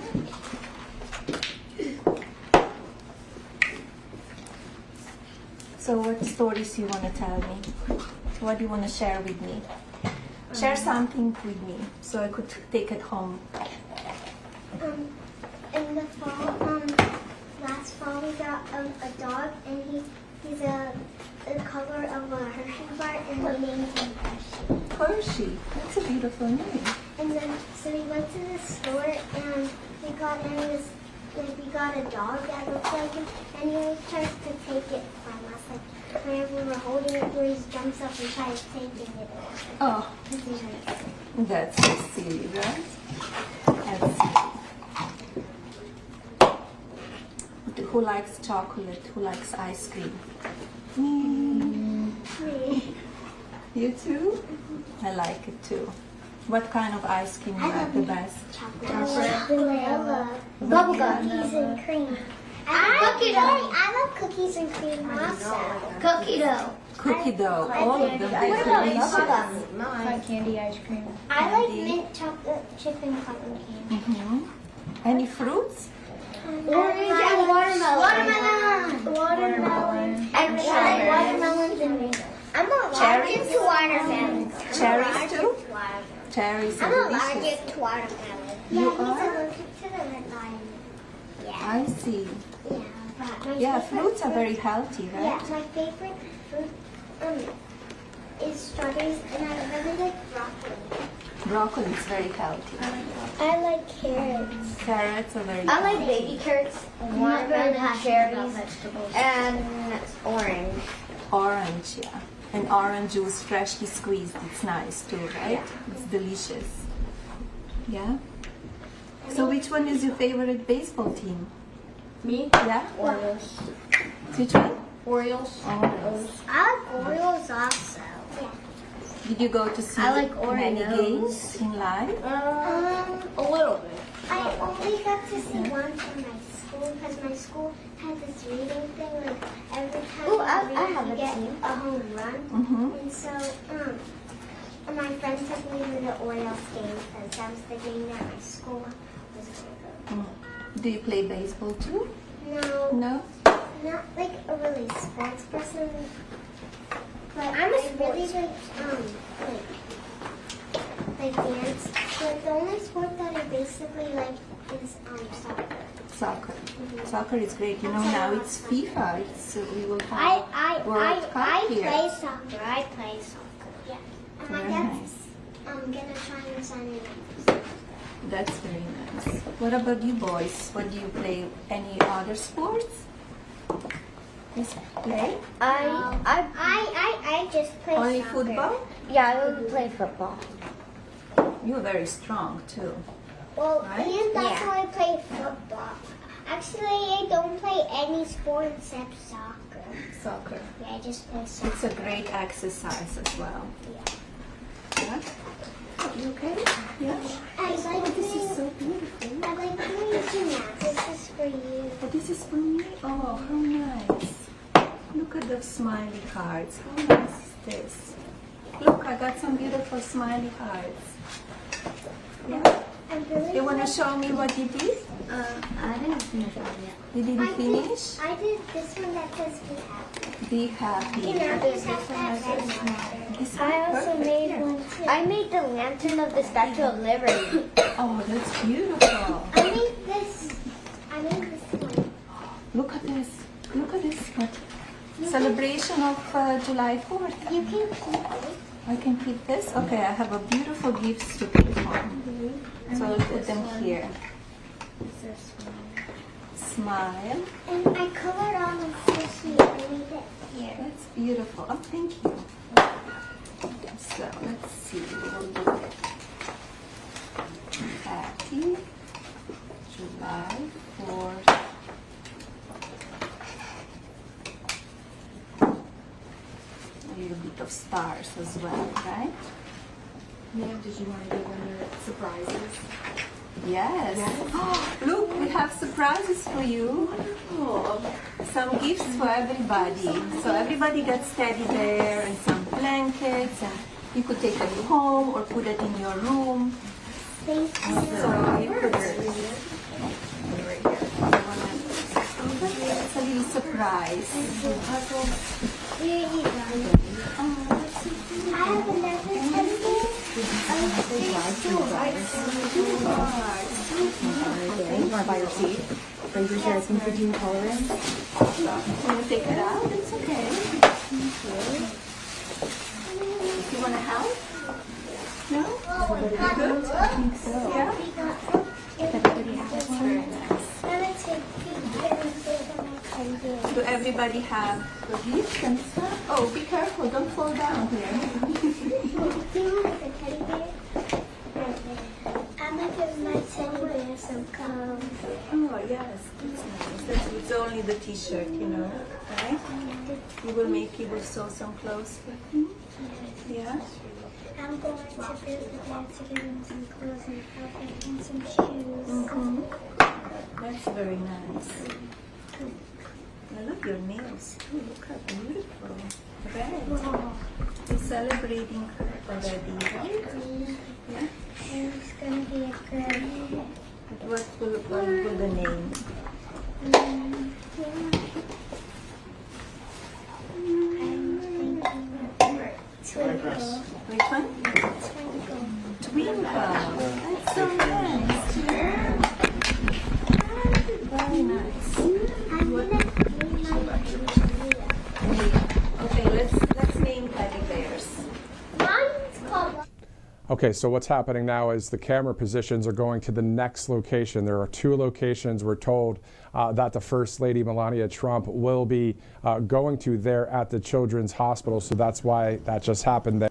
So, jetzt sagt uns Matthew Alvarez, dass die First Lady woanders hingeht, im Krankenhaus und noch andere Kinder benutzt.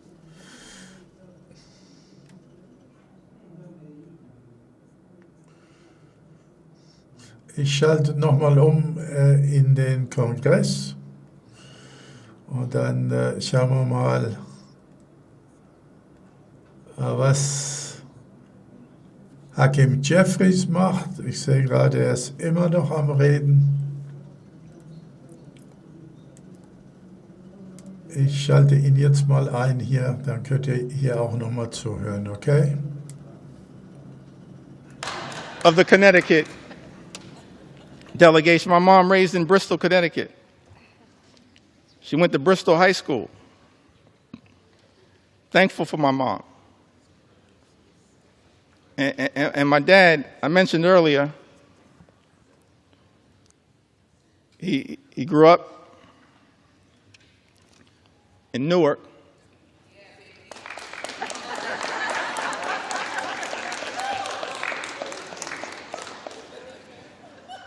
That must be LaMonica MacGyver. I grew up in Brick City.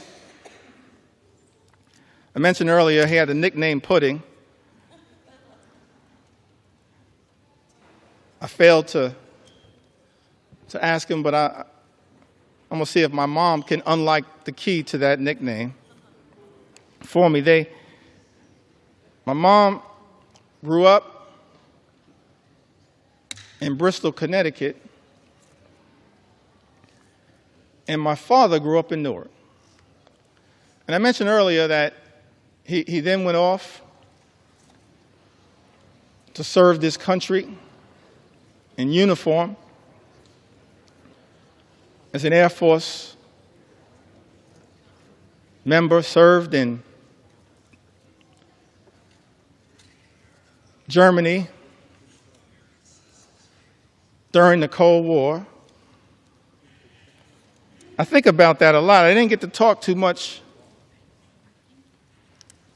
about it. I wish I would have had the opportunity to talk a little bit more with my dad about that. It's an extraordinary thing in the United States of America that someone could grow up in inner city Newark and then have the ability, in part, thanks to President Harry Truman,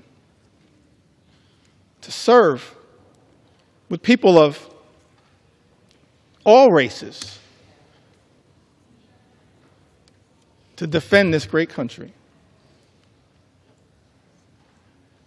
I wish I would have had the opportunity to talk to my dad a little bit more about his experience in Germany, because the one thing that I've been able to take away from that experience was that he came back having fallen in love with Heineken's and Beck's.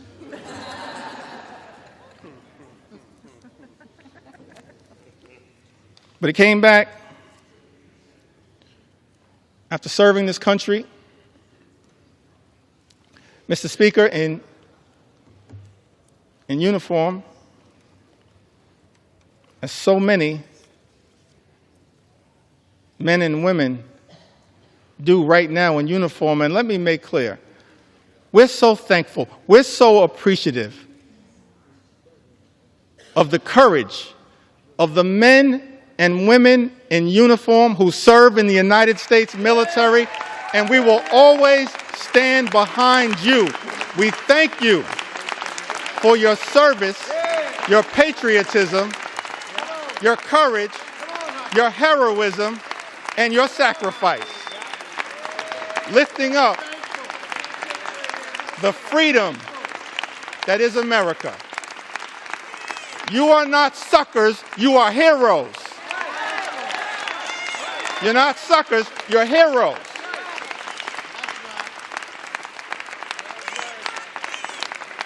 We're thankful for your service.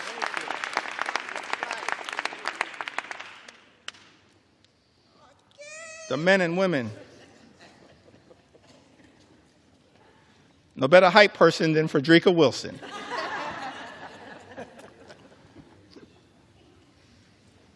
So my dad, as I mentioned, grew up in Newark. My mom in Bristol, Connecticut. So they meet at Central State University. Proud to note, a historically black college and university that has given so much. Historically black colleges and universities to the United States of America, and we will always stand behind you. Always stand behind you. We will always stand behind you. I wouldn't be here right now without a historically black college and university. I'll never run away from that. I will never run away from that. And we're proud of the fact, we can check the record, proud of the fact that over the last few years prior to this administration, historic investment in Hispanic serving institutions, in historically black colleges and universities, in higher education.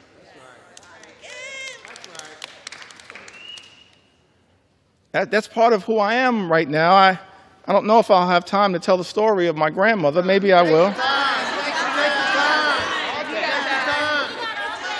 Take your time. Stories matter.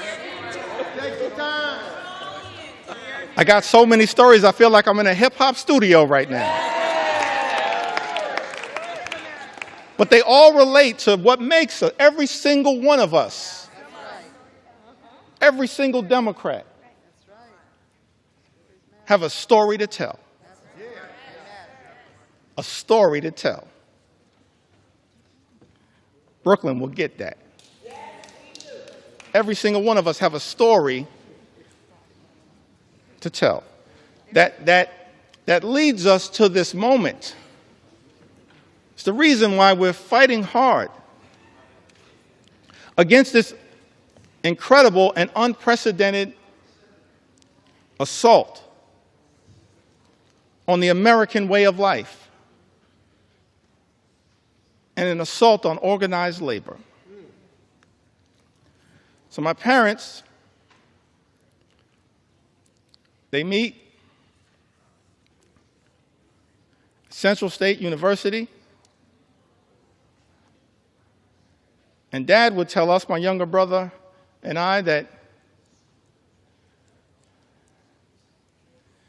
it was love at first sight.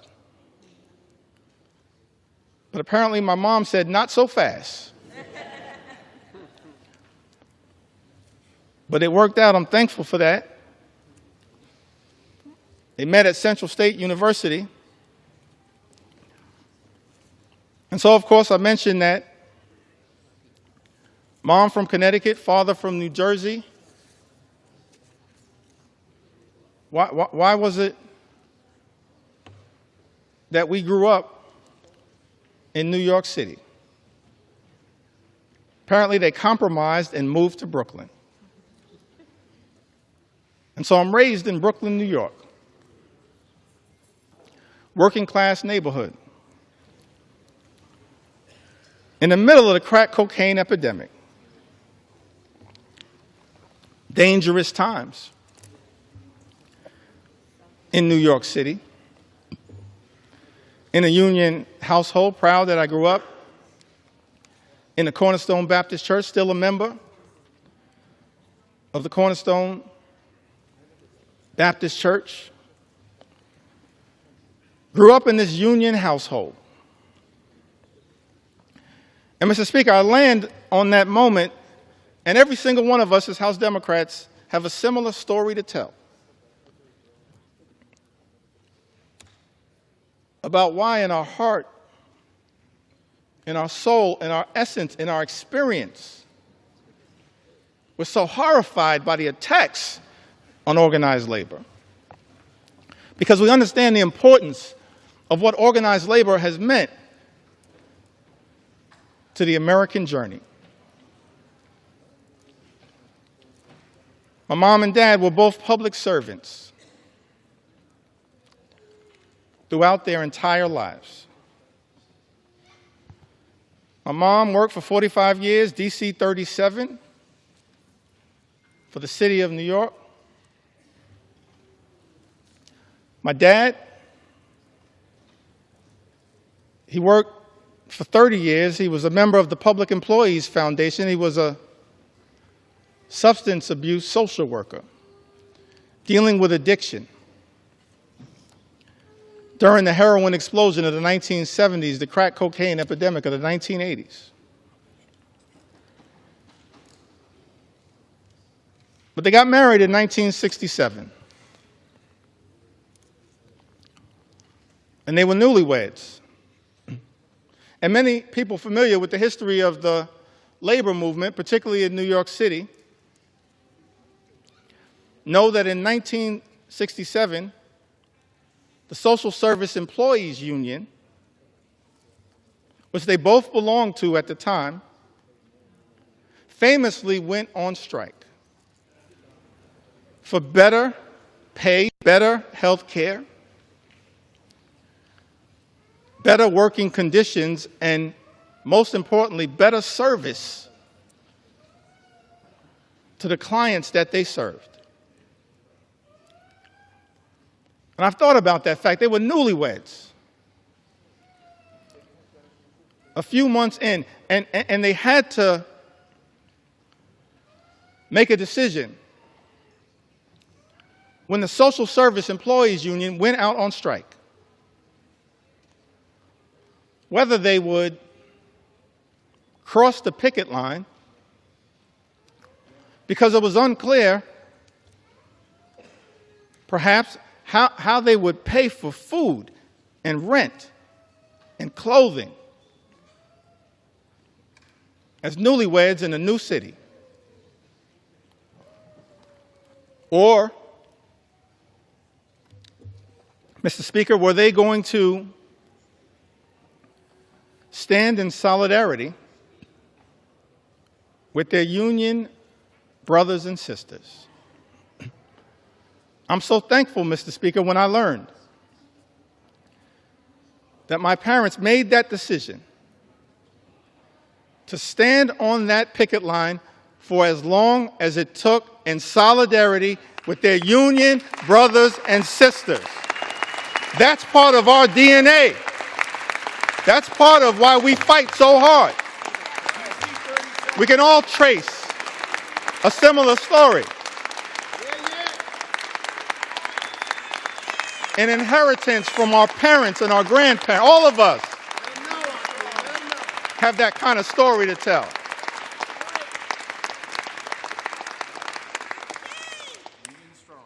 Why am I so thankful that my parents made what I believe was a tough personal decision, but of course the right decision? It's because what that union membership actually meant to my journey and my younger brother's journey. 1973, My younger brother was born with a serious heart condition. He's okay right now. He's doing well. Right now, he continues to say on social media that he's our mother's favorite son. Let me say from the House floor, no, you are not. I think she favors both of us. A younger brother, 1973, he's born with a serious heart condition. He's okay right now. He's born with a serious heart condition.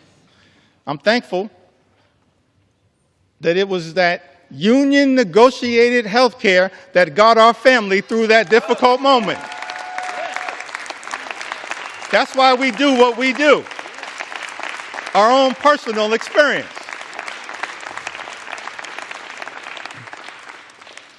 And then in the early 80s, my parents, modest living. Neither of them, even at the tail end of decades-long careers, ever made more than $50,000. Modest living. But in the early 80s in Crown Heights, rough neighborhood, central Brooklyn, they bought their first and only home. They were able to buy that home, the home that my younger brother Hassan and I were raised in, because of that union negotiated salary, and pay off the mortgage down to zero because of that union negotiated salary. This is personal to us, our own journey. And lastly, as it relates to this part of my journey, why we all fight for what we fight for, why we stood behind Mike Thompson's amendment to protect good-paying union jobs. I went to college. I went to Binghamton University.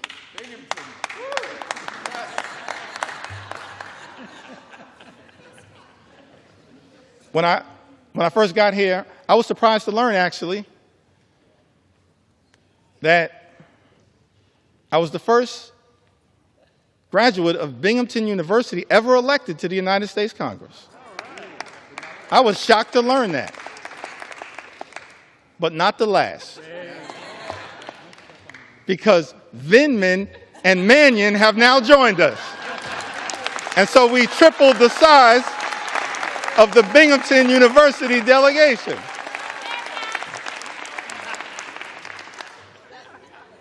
It's part of the reason why we stand up for higher education and public education. That's our own experience.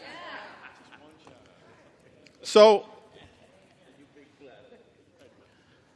I graduated from Binghamton University.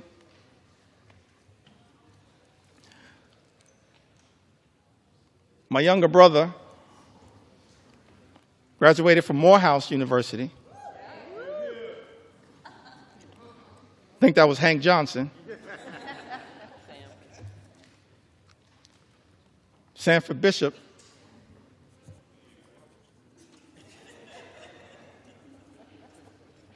Graduated from Morehouse. I graduated from Binghamton University. And somehow, we managed to graduate from college without owing anything. And for the life of me, I couldn't figure out how.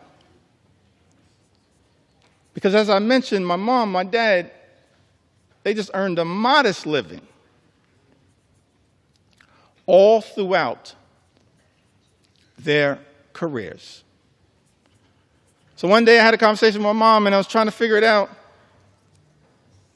How did you pull that off? She said, well, I wanted to make sure my two sons could have a clean start to life. So I borrowed against my union negotiated pension to make sure my 2 sons could get free and clear of loans and get a higher education as part of our effort to experience the American dream. And so we all say to our brothers and sisters in organized labor, you don't ever have to worry about whether House Democrats are going to stand up for you, because you've always been there for us. You've always been there for us. You've always been there for us. That's our personal story. And every single one of us,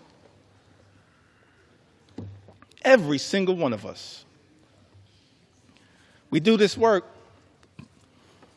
because we've lived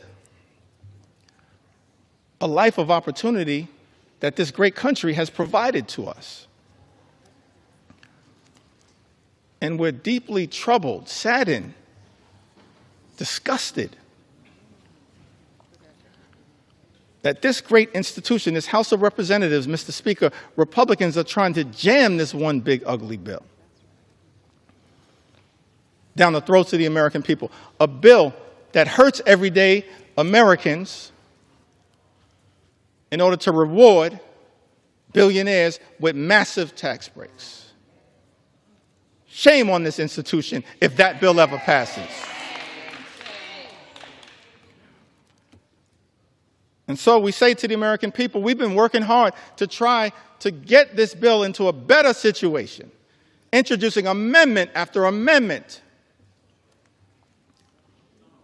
after amendment. Representative Judy Chu, the Chair Emeritus of KPAC, one of our extraordinary leaders, my good friend Grace Meng, she now chairs KPAC, but Representative Judy Chu, she had an amendment that no one earning more than $10 million per year receives a tax cut to prevent this reverse Robin Hood and the ballooning of the debt by $4 trillion. Mr. Speaker, you know, Republicans voted down that amendment. We support, as Democrats, providing tax relief to everyday Americans. We're willing to work in a bipartisan way to deal with that issue under the leadership of Richie Neal. But Republicans decided, Mr. Speaker, as you know, to go down this partisan road, play partisan games, try to jam this extreme budget down the throats of the American people. And so amendment after amendment after amendment introduced by House Democrats in good faith, exercising common sense to try to improve this bill. Representative Jimmy Gomez, the chair of the Dad's Caucus here in the United States House of Representatives, he had an amendment to ensure that people who make $1 billion a year don't get a tax break paid for by cutting Americans' health care and food assistance. Mr. Speaker, you know, Republicans voted that down.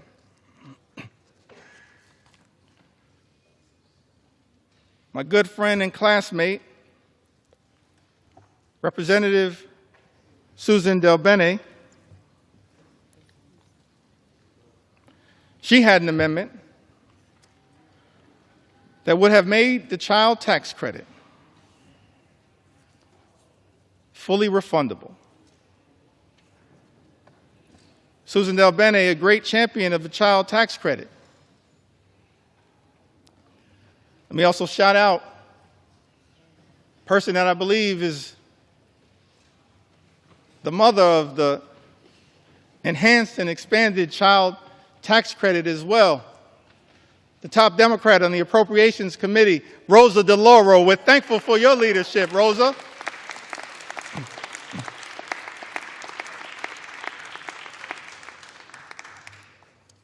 Fighting hard on behalf of the American people. Susan DelBene, a great champion of the child tax credit. She had an amendment, Mr. Speaker, to make the child tax credit fully refundable, covering the 17 million children who are being left behind by the big, ugly bill, and increase the child tax credit for families. Because what Republicans are doing, Mr. Speaker, as you know, in this particular bill, not enhancing and expanding the child tax credit, you are undermining the child tax credit. And Representative Susan DelBene, my classmate, along with Catherine Clark and others, the class of 2012. We used to be the new kids on the block, now we're just the OGs.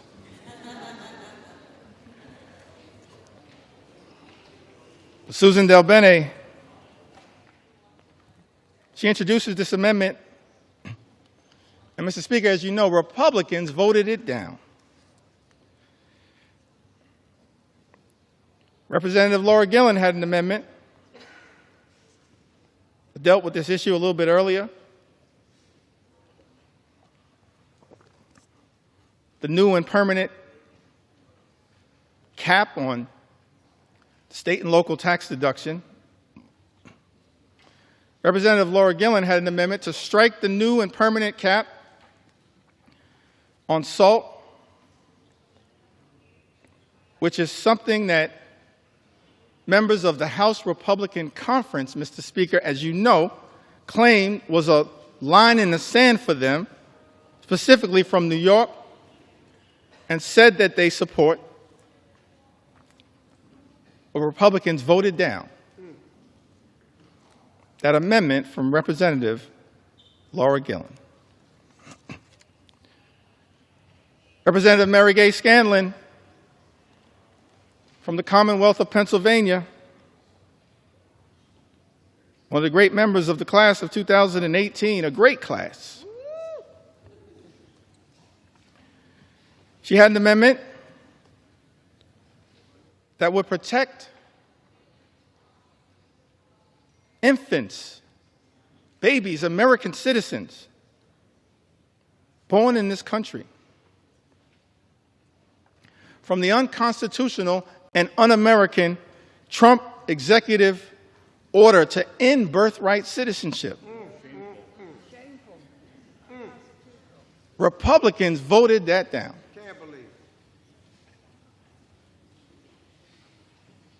Let me make something clear. No matter what it takes, we're going to make sure as House Democrats we stand up for the principle that every single child born in the United States of America pursuant to the 14th Amendment is an American citizen. We will never let anyone take that away. Not now, not ever. Not now, not ever. Not now, not ever.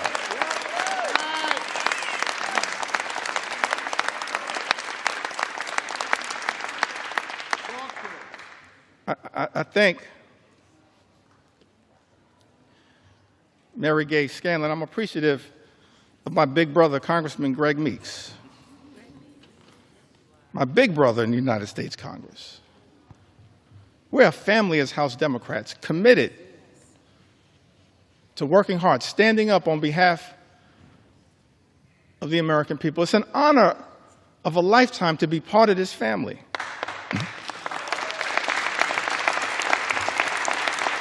To stand on the shoulders of Nancy Pelosi and Steny Hoyer and Jim Clyburn. It's an honor to be part of this family. Fight hard. On behalf of the American people, Representative Mary Gay Scanlon, I've got to repeat this, had an amendment, Mr. Speaker, to protect infants, children, babies against the unconstitutional and un-American Trump executive order to end birthright citizenship. Republicans voted that down.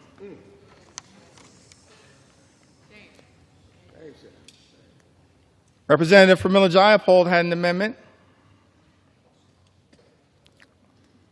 to prevent ICE from deporting U.S. citizens. United States citizens, Mr. Speaker, that are being deported by the Trump administration. I documented some of that earlier today. We're happy to provide more examples. In fact, I'm happy to debate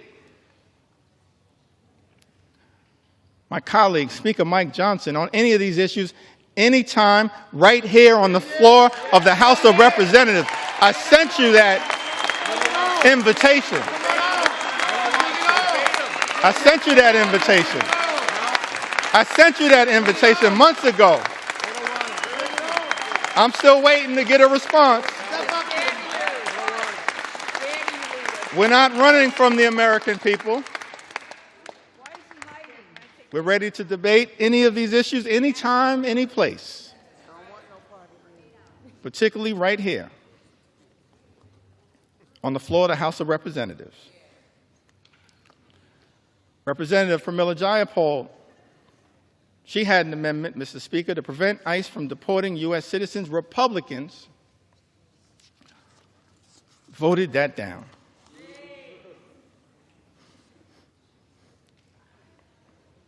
Ranking Member Jim McGovern,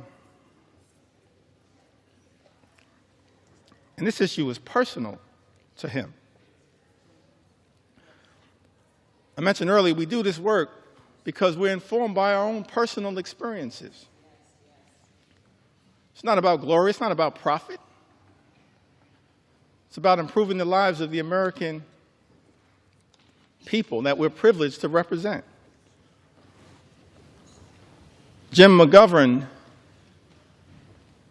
his wife Lisa dealing with immense pain, immense personal tragedy. But fighting so hard on behalf of the American people, he had an amendment to restore the critical NIH research funding withheld by Donald Trump and Elon Musk to cure diseases like Alzheimer's and cancer, including pediatric cancer, childhood cancer. Mr. Speaker, you know Republicans voted that down.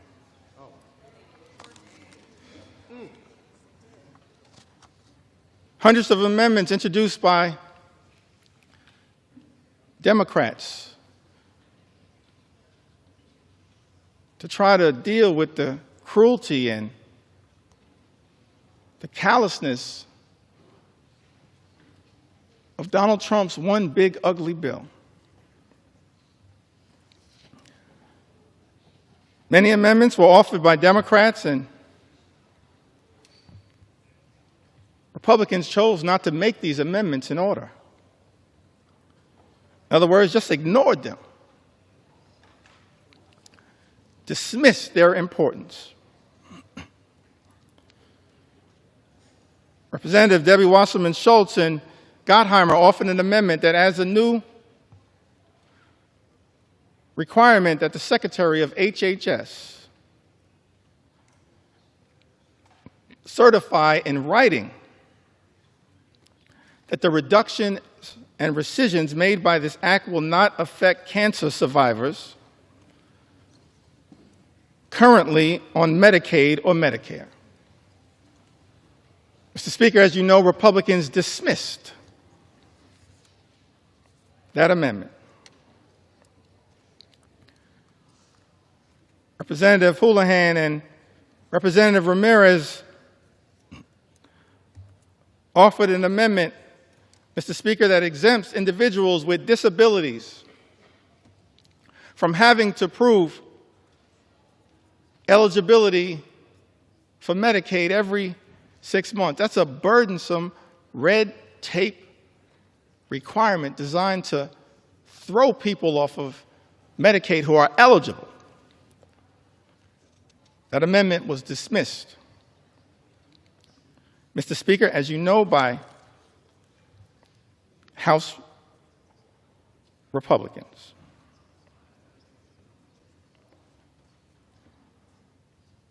Representative Sarah McBride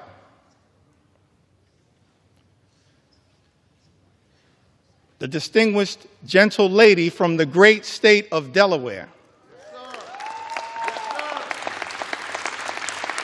The distinguished gentle lady from the great state of Delaware.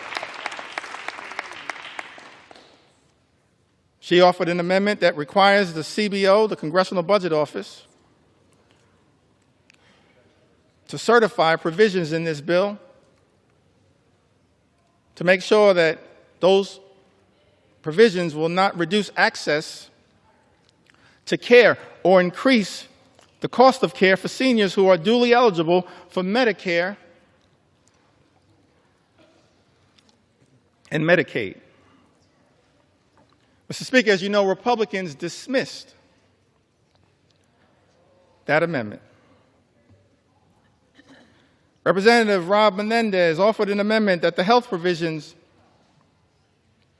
will not take effect if it would lead to an increase in mortality rates due to reduced access to hospital services. Mr. Speaker, as you know, House Republicans dismissed that amendment. Representative Val Hoyle introduced an amendment that strikes changes to provider taxes and preserves states' ability to use or increase provider taxes to fund Medicaid and protect hospital funding. Mr. Speaker, you know that despite Representative Hoyle offering this amendment, Republicans dismissed it.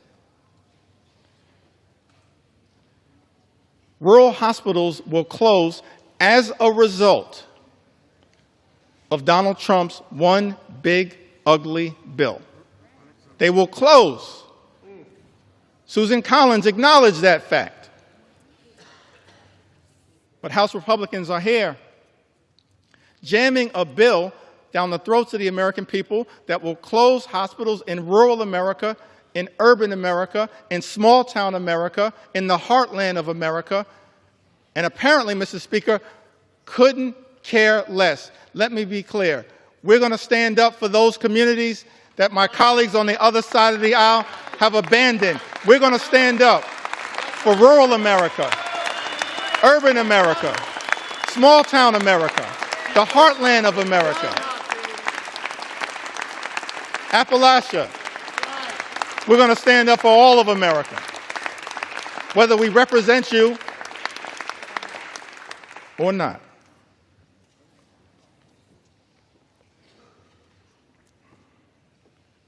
Representative Nanette Barragan, one of our co-chairs of Steering and Policy, along with Robin Kelly and DWS, she offered an amendment increasing the Hospital Stabilization Fund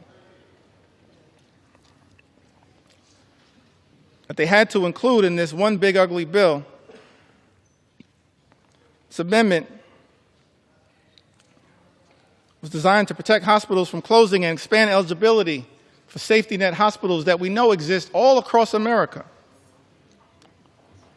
In every corner in this country. Safety net hospitals that serve a large number of low-income patients, including those with Medicaid. And yet, Mr. Speaker, as you know, House Republicans dismissed this amendment. Amendment after amendment after amendment. The Democrats have introduced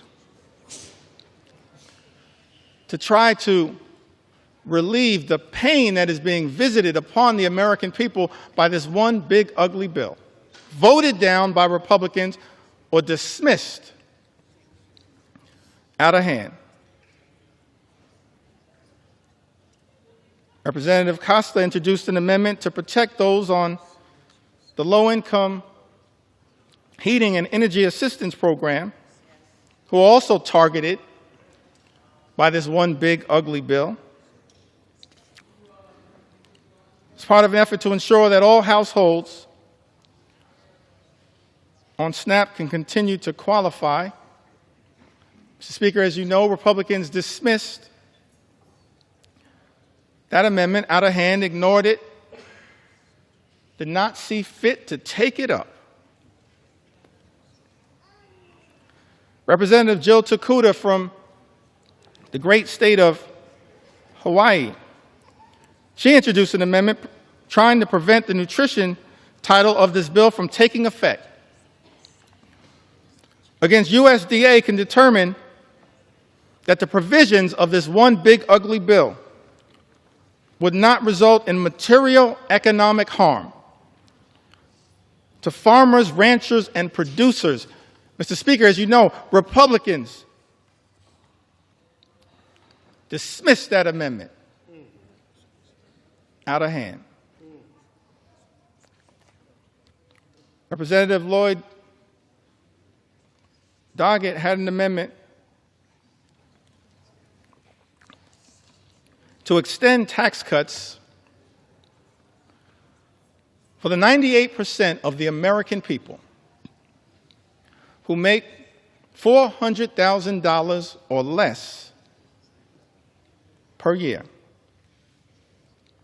Had that amendment been taken up and passed, it would have cut the cost of this one big, ugly bill by approximately 50%.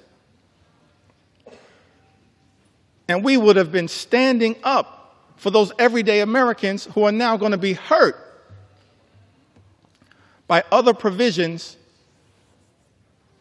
in this GOP tax scam, this disgusting abomination. Mr. Speaker, as you know, that amendment dismissed out of hand by the House Republican majority. Representative Seth Magaziner from the great state of Rhode Island. He's only in his second term. Somehow he's the dean of the delegation.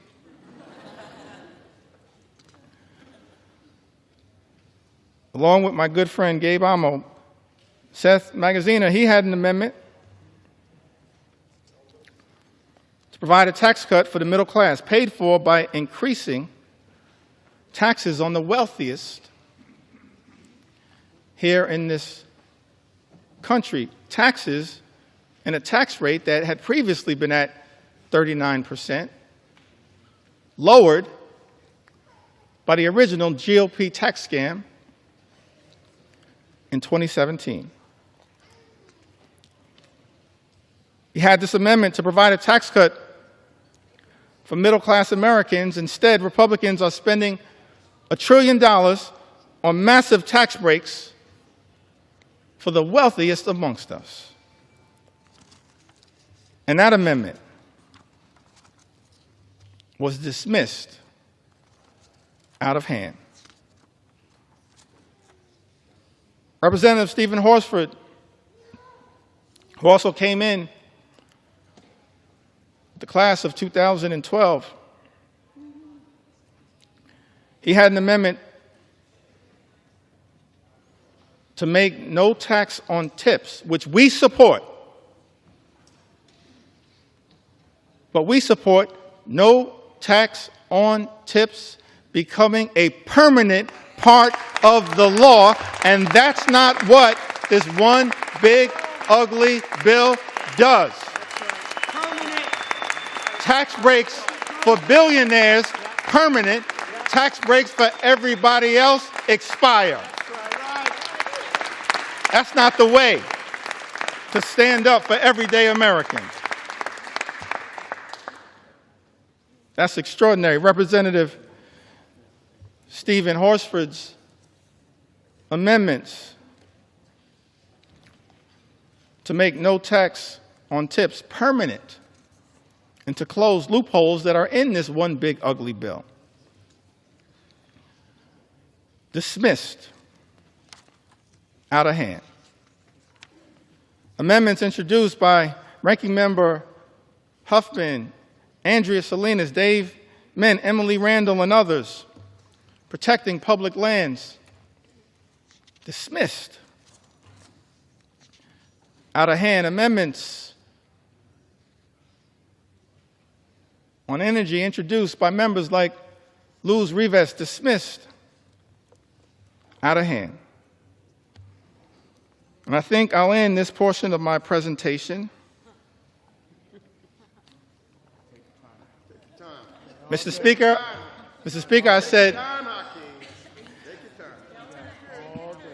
I said this portion of my presentation.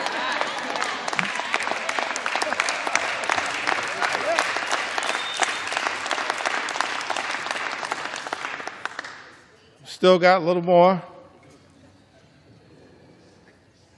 time. Donald Trump's deadline may be Independence Day. That ain't my deadline.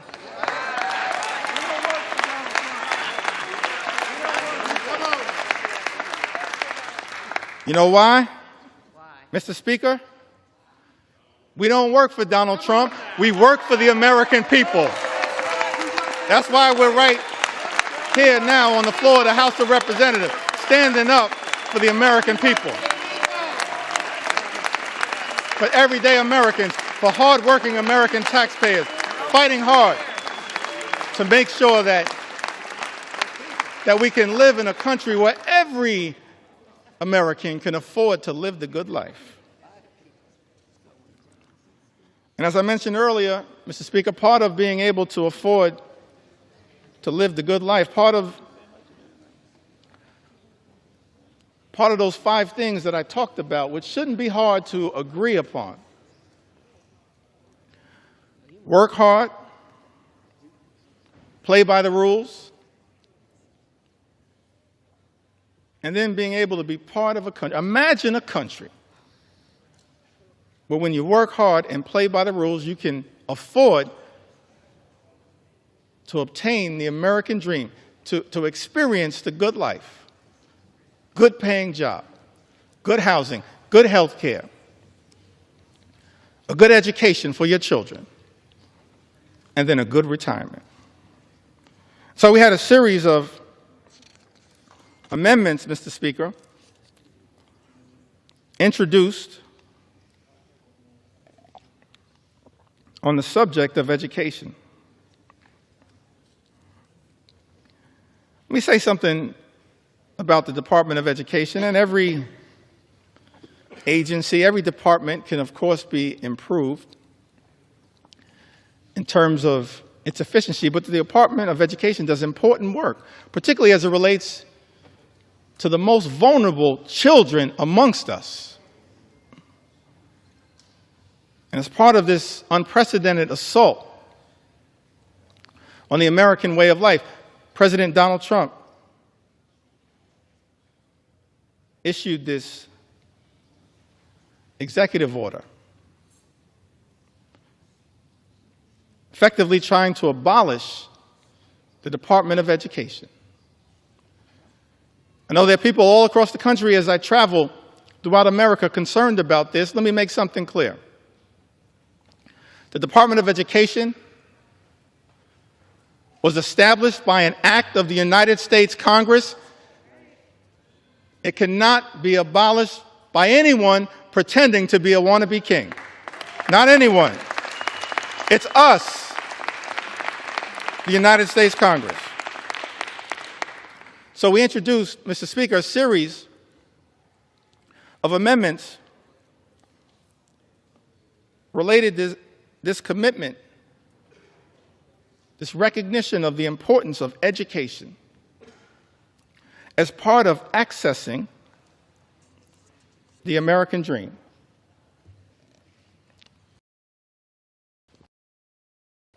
Ranking Member Bobby Scott is also battling some issues, sure to make his way here to the House of Representatives. It's part of his commitment to stand up for the education of our children and others. He had an amendment, Mr. Speaker, that strikes all of the extreme parts of the Committee on the Education and Workforce elements of this bill that make it harder for students to access high-quality education, jeopardizes child nutrition programs, and threatens financial student aid, all of which is being done recklessly, Mr. Speaker, by this one big, ugly bill. And as you know, Republicans chose to ignore this amendment, dismiss it out of hand. Representative Sarah Elfreth introduced an amendment to try to increase the amount that hard-working teachers and educators are able to deduct on qualified out-of-pocket classroom expenses. And that amendment was dismissed out of hand. Tax breaks for billionaires, Mr. Speaker, but Republicans have decided hardworking educators can't get an enhanced tax benefit for their out-of-pocket expenses. That's wrong, and as House Democrats, we will continue to stand behind the educators of the United States of America, the teachers in the United States of America, those to whom we entrust our most precious asset, our children.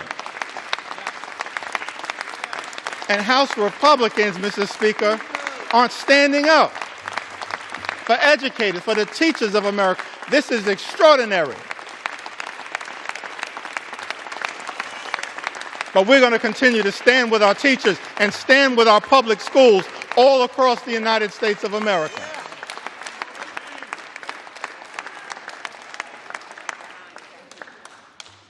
That's what House Democrats are going to continue to do. Representative Val Hoyle had an amendment to increase Pell Grant funding, Pell Grant awards that are severely undermined in Donald Trump's one big, ugly bill. Mr. Speaker, it's extraordinary to me that this reckless Republican budget manages to go after blue-collar jobs, organized labor, hardworking American taxpayers who don't shower before going to work, but shower after work, that Donald Trump's one big ugly bill goes after blue-collar, good-paying, prevailing wage jobs here